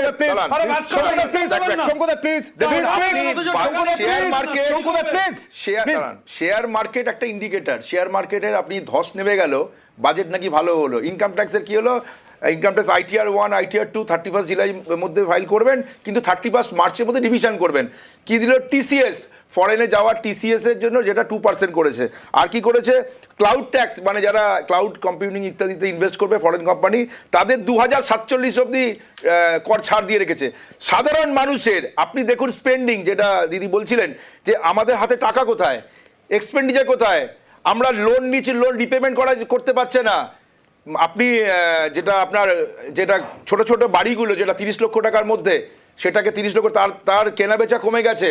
আপনি মার্কেটের আপনি যে জিডিপি যে ক্যালকুলেশন করেন 2025 সালের নভেম্বর মাসে IMF এটাকে সি ক্যাটাগরি করেছে, সি। তাহলে আপনি কিসে গ্রোথ দেখাচ্ছেন? আপনার এখানে বলুন যে এক্সপোর্টের লক্ষ্য কি? আমেরিকার বাজার তো ট্যারিফের জন্য এখন বন্ধ, তাহলে এই যে গোল্ড অ্যান্ড জুয়েলারি সেগুলো এক্সপোর্ট করবে কতটা এবং কোথায়? ইউরোপিয়ান বাজার অত বড় নয়, it can't be compared with US market. তাহলে আমাদের এখানে এক্সপোর্ট, আমাদের এখানে জিডিপি, এই যে একটা কিছু স্ট্যাটিস্টিক্যাল ডেটা নিয়ে যে প্রডিউস করছে, সেই স্ট্যাটিস্টিক্যাল ডেটাটার কোনো ইম্প্যাক্ট কি আছে মানুষের মধ্যে, সেটা কিন্তু পর্যালোচনা করা দরকার। মানুষের আরেকটা কথা বলি, কর্মসংস্থানের কথা বলছেন, গিগ ইকোনমি, এখন পার্মানেন্ট কোনো কাজ নেই। সারা ভারতবর্ষ জুড়ে গিগ ইকোনমি, 6 মাসের কাজ করছে, 3 মাস কাজ করছে, তারপরে কাজ নেই। মানে স্থায়ী কর্মসংস্থানের লক্ষ্যে সরকারের কোনো দিশা দেখাতে পেরেছে? কিন্তু আমি জিজ্ঞেস করতে চাই, এর সঙ্গে কথা বলবো যে একটা ভিশনের কথা বলছেন, শঙ্কুদেব বললেন যে একটা ভিশন, বাজেট একটা ভিশন তৈরি করে দিয়েছে, যেখানে আমাদের রাজ্য অনেক কিছু পেতে পারে, পাওয়ার মতো পরিস্থিতি রয়েছে, কিন্তু সেখানেও ইফ অ্যান্ড বাটস রয়েছে, কিন্তু ভিশন তো তৈরি করে দিয়েছে। মনে হয় আপনার ভিশনের, আমাকে দেখুন একটা কথা হচ্ছে যে বাজেট যে ভিশনারি, কোন দিক থেকে ভিশনারি দেখবেন? আপনাকে প্রথম হচ্ছে যে প্রোডাকশন বাড়াতে হবে, এক্সপোর্ট বাড়াতে হবে। আপনি বলুন যে আমাদের জিডিপির বেশিরভাগ অংশটা যে সার্ভিস সেক্টর থেকে, সার্ভিস সেক্টর থেকে ম্যানুফ্যাকচারিং সেক্টরের কোথায় জিডিপি, কোথায় ম্যানুফ্যাকচারিং সেক্টর জিডিপি কোথায় বলতে হবে। আপনারা তো বলেছিলেন সমুদ্র আমরা এতক্ষণ ধরে একটা বাজেট শুনলাম, আমাদের নেতা রাহুল গান্ধী প্রথম দিন থেকে বলে এসছেন যে একটা হলো বাজেট লাস্ট 11 বছর ধরে চলছে। আজকেরও বাজেটটা আপনি শুনুন, কেউ কিছু বলতে পারবে না যে বাজেটে কি এক্স্যাক্টলি পেলাম। আপনি দেখুন, উনি বললেন বায়োফার্মা, না আপনি কিভাবে বলছেন বলতে দিচ্ছেন চলছে, তাহলে দেশটা, না না সেটাই তো বলছি, দেশটা মনোপলিরাই চালাচ্ছে, পুরোপুরি মনোপলিরাই চালাচ্ছে। আমরা আজকে দেখছি যারা অতি রিচ তারা এখানে কর্পোরেট ট্যাক্স কম দিচ্ছে এবং তাদের পার্সোনাল ট্যাক্সের থেকে বাঁচার জন্য দুবাই বা অন্য কোনো ট্যাক্স হেভেন্সে চলে যাচ্ছে। একটা পয়েন্ট দেখুন, 10,000 কোটি টাকা উনি বায়োফার্মাতে দিচ্ছেন। আপনি জানেন বায়োফার্মার সব থেকে বড় যে ভ্যাকসিনেশনের জন্য যে কোভিডের সময় যে ব্যক্তি, আমি নাম নেব না, সেই ব্যক্তি আজকে NRI হয়ে গেছেন, তিনি আজকে RCB কিনছেন। তো ইন্ডিভিজুয়ালসরা রিচ হচ্ছে, কিন্তু জনগণের কিছু হচ্ছে না। একটা পয়েন্ট দেখুন, আয়ুর্বেদার জন্য উনি বললেন 5টা স্টেটকে তিনি জিনিসপত্র মানে জায়গা দেবেন। কোন 5টা স্টেট? এটা কি বাংলা আছে তার মধ্যে? না এখানে খালি যারা ডাবল ইঞ্জিন সরকারের মধ্যে পড়ছে তাদের জন্য? সেটা কোনো স্পেসিফিকেশন নেই। আসুন বুলেট ট্রেনে, যেটা শঙ্কুদেব বলছিল, আমরা জানি যবে থেকে নরেন্দ্র মোদীজি এসছেন তবে থেকে আমরা জানি যে আহমেদাবাদ থেকে মুম্বাইয়ের মধ্যে একটা বুলেট ট্রেন করিডোর হওয়ার কথা। আজকে 12 বছরে কোনো বুলেট ট্রেন করিডোর আসেনি। তাহলে কবে আমাদের এই বাংলা থেকে গুজরাট না বারাণসী থেকে যাবে, কবে এটা হবে সেটা বলতে পারছেন না। এইবার দেখুন আমার শেয়ার মার্কেট, যেটা শঙ্কুদেব বললো না, হয়ে গেছে। ফার্স্ট রিয়াকশন, বিজেপি সব থেকে ইম্পর্টেন্ট একটা সেক্টর হলো রিটেল ইনভেস্টর। যারা আজকে রিটেল ইনভেস্টর মানে যারা ভারতে থাকে তাদের টাকা চলে যাচ্ছে, কিন্তু মনোপলিজদের কিছু ক্ষতি হচ্ছে না। তো জনগণের কাছে টাকাটা কোথায়? এরাও যারা আজকে শেয়ার মার্কেটে ইনভেস্ট করছে তাদের টাকাটা কোথায় যাচ্ছে? কিন্তু তারা যখনই কিছু গেইন হয় ক্যাপিটাল গেইন ট্যাক্স দিতে হচ্ছে, ক্যাপিটাল গেইন ট্যাক্সটা বারবার বেড়ে যাচ্ছে। লাস্ট পয়েন্ট তুমি বলে নাও কোনো রিলিফ নেই। আমি একটা কথা বলতে চাই, মনমোহন সিংকে বিজেপি এত কথা বলে, আপনারা দেখবেন 2008 সালে যখন গ্লোবাল রিসেশন হয়েছিল, আমরা 2014 থেকে আজকে 2026 কোনো গ্লোবাল রিসেশন কিন্তু দেখিনি। আজকে তেলের দাম দেখুন আর সেই সময় তেলের দাম দেখুন। 2008-এর যে রিসেশন যেটা আমেরিকাতে হয়েছিল, লিমেন ব্রাদার্সের যে ক্র্যাশটা হয়েছিল, আমরা কিন্তু তারপরে 2014 পরে কোথাও দেখিনি। তা সত্ত্বেও মনমোহন সিং এর সময় ভারতের ইকোনমিক স্ট্যাটাসটা দেখুন, লোকের কাছে কত টাকা ছিল। এইভাবে বোধহয় তুলনা করাটা সম্ভব নয়। কেন বলছি? তার কারণ বাজেট একটা ভিশন সবসময়। আপনি বলছেন যে আম আদমি কিছু পায়নি, এবার যদি আম আদমির কথা ভেবে বাজেট করতে হতো তখন আপনারা বলতেন জনমোহিনী বাজেট। কেন্দ্রীয় বাজেট পেশ করলেন কেন্দ্রীয় অর্থমন্ত্রী নির্মলা সীতারামন। আমরা বাজেটের আগে সাধারণ মধ্যবিত্ত যারা, তাদের রিয়াকশন নিচ্ছিলাম। তারা বলছিলেন তারা এখনো কষ্টে আছেন, তাদের কোনো সুরাহা, অর্থাৎ মধ্যবিত্ত নিম্নবিত্ত, তাদের জন্য আমরা কি পেলাম? আয়কর অপরিবর্তিত থাকলো, মধ্যবিত্ত কি পেল? সব থেকে বড় কথা, আমি ম্যাডামের কাছে যাব। আয়করের তো কোনো পরিবর্তন নেই, তবে এটা বোধহয় সত্যি কিছু করার ছিল না, কারণ আমরা সবাই বাজেটের সময় থেকে, বাজেটের আগে থেকে আমরা এই আয়করের জায়গাটায় ফোকাস করি। তো কিন্তু এটা ভুললে চলবে না, আয়কর দেয় আমাদের জনসংখ্যার 2% কম লোকজন। ফলত এটা খুব বড় ব্যাপার আমার কাছে নয়। আমার কাছে যেটা মনে হচ্ছে যে কৃষিতে যে গ্রোথটা সেটা খুব কম হয়েছে এবং খনির গ্রোথটা ইনফ্যাক্ট নেগেটিভের জায়গায় চলে গেছে। এই দুটো সেক্টর হচ্ছে আমাদের ভাষায় লেবার ইন্টেন্সিভ সেক্টর। এই লেবার ইন্টেন্সিভ সেক্টরকে যদি আমি বুস্ট করতে না পারি তাহলে কিন্তু আমি কর্মসংস্থানের জায়গাটা করতে পারবো না। এবং আমাদের ইন্ডাস্ট্রিজ সেক্টরটার জন্যে কিন্তু কোনো দিনই আমরা কিন্তু ওই চায়নার মডেলে তো চলিনি, কাজেই আমাদের ম্যানুফ্যাকচারিংয়েরটা খুব একটা ভালো অবস্থায় নেই। এই তিনটে সেক্টরের জন্যে আলাদা করে আমি ওই বায়োলজিক্সটা, ফার্মাসিউটিক্যাল সাধুবাদযোগ্য যে এই জায়গাটায় আমরা করেছি, কারণ ফার্মাসিউটিক্যাল এমন একটা সেক্টর যেটায় প্রচুর কর্মসংস্থান হয় এবং এক্সপোর্ট হয় এবং তার সাথে গ্রোথ হচ্ছে। এবার তাহলে এই জায়গাগুলো ভালো, কিন্তু আদারওয়াইজ আমাদের এমপ্লয়মেন্টের জায়গাটা এবং এর আগে আমার সহ প্যানেলিস্ট বলেছিলেন যে এখানে তো এমপ্লয়মেন্ট জেনারেশন হচ্ছে না, ইনকাম হাতে নেই লোকে। এবং এটা কিন্তু শুধু পশ্চিমবঙ্গ, বিহার, উড়িষ্যা এই গল্প নয়, এটা কিন্তু সর্বত্র সারা ভারতবর্ষে সমস্ত নোবেল অর্থনীতিবিদ বলেছেন যে এই মুহূর্তে আমাদের দেশে যত উচ্চশিক্ষিত মহিলা যারা লেবার মার্কেটের বাইরে রয়েছে সেটা হাইয়েস্ট। এবার এই যে কথাগুলো, এগুলোকে যদি আমরা সত্যি করে লেবার মার্কেটে না আনতে পারি তাহলে তো ডেমোগ্রাফিক ডিভিডেন্ডের সুযোগটা নিতে পারছি না। বেশ, আমি আসবো। বাংলা মধ্যবিত্ত হাতে সেরকম কিছু নেই। বাংলা আয়করের রেটটা বলে দিচ্ছি, যেটা ছিল 4 লাখ অবধি আপনার নীল, 4 থেকে 8 লাখ 5%, 8 থেকে 12 10%, 12 থেকে 16 15%, 16 থেকে 20 20%, 20 থেকে 24 25%, 24-এর উপরে 30%। কিন্তু আয়করে আমি আপনাকে আগেরবার প্রচুর মধ্যবিত্তের সুরাহা হয়েছিল। না, সুরাহা কি, আমি আপনাকে বলছি যে ইনকামটা আপনার স্থায়ী ইনকাম বলতে যেটা বোঝায় তার হার কমে গেছে। সব গিগ ওয়ার্কার, আপনি বলুন একজনের, আপনি মানে ফুল টাইম এমপ্লয়মেন্টের মধ্যে থাকা লোকের সংখ্যা কত, আর এই গিগ ইকোনমির মধ্যে কিছুক্ষণের জন্য কাজ করা, কিছু দিনের জন্য কাজ করা, যখন তখন ছেটে ফেলা, এই এমপ্লয়মেন্ট গ্যারেন্টিটা নেই। এর সঙ্গে সঙ্গে কি হয়েছে, যেটাকে আপনার এই মানরেগাটাকে নাম চেঞ্জ করে তার বরাদ্দ কমিয়ে দেওয়া, এবং বরাদ্দটা কত আমি জানি না, এবার বাড়িয়েছে কিনা সেটাও এখন অব্দি ক্লিয়ার হয়নি, মনে হয় বাড়ায়নি। এই যে আপনার এমপ্লয়মেন্ট গ্যারেন্টির ক্ষেত্রে ভারতবর্ষের মতন 140 কোটি দেশে যেখানে এমপ্লয়মেন্ট গ্যারেন্টির কোনো স্কিম থাকলো না, সেই বাজেটকে আপনি কিভাবে ভালো বাজেট বলবেন? ওকে, আমি আসি। বাংলা কি পেল? বাংলা কি পেল?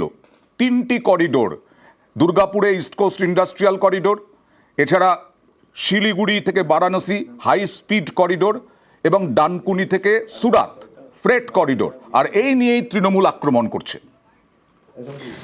To promote environmentally sustainable movement of cargo, I propose to 1. Establish new dedicated freight corridors connecting Dankuni in the east to Surat in the west. Operationalize 20 new national waterways over the next 5 years. Starting with National Waterways 5 in Orissa to connect mineral-rich areas of Talcher and Angul and industrial centers like Kalinga Nagar to the ports of Paradip and Dhamra.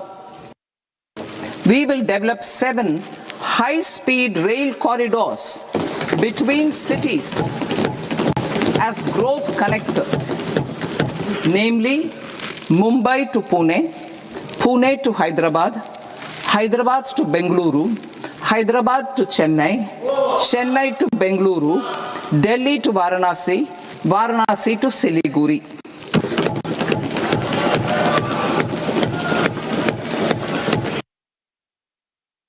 I propose the development of an integrated East Coast industrial corridor with a well-connected node at Durgapur, creation of 5 tourism destinations in 5 Purvodaya states, and the provision of 4,000 e-buses.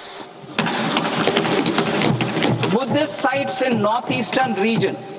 The northeastern region is a civilizational confluence of Theravada and Mahayana or Vajrayana traditions. Budget কিছু নেই, এটা colourless, ওডারলেস and tasteless budget.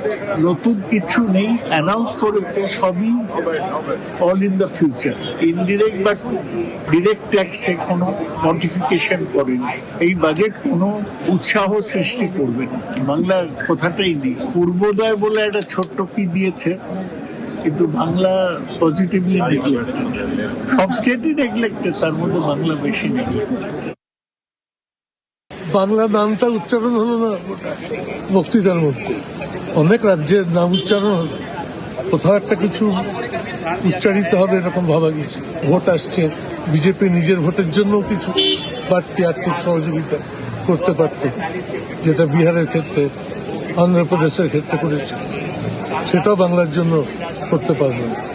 যেটা বারবার বলতে চাইছি, BJP নেতারা যতই যাক, যতই লাফালাফি, ওরা জানে বাংলার কাছে ওদের কিছু পাবার নেই।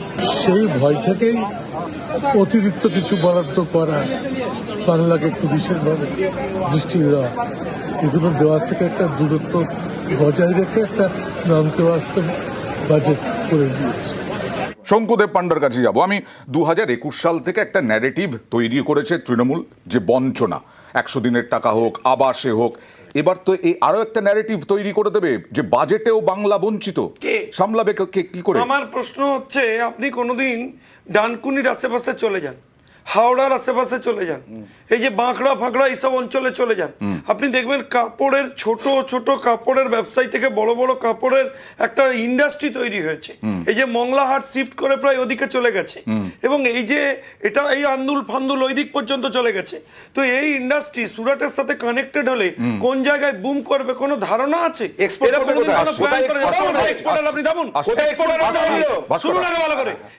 যে লোক করবে তার জন্য দরকার ছিল একটা ডিপ সি পোর্ট, আপনি ঘোষণা করলেন, রাজ্য সরকার জমি দিলেন না।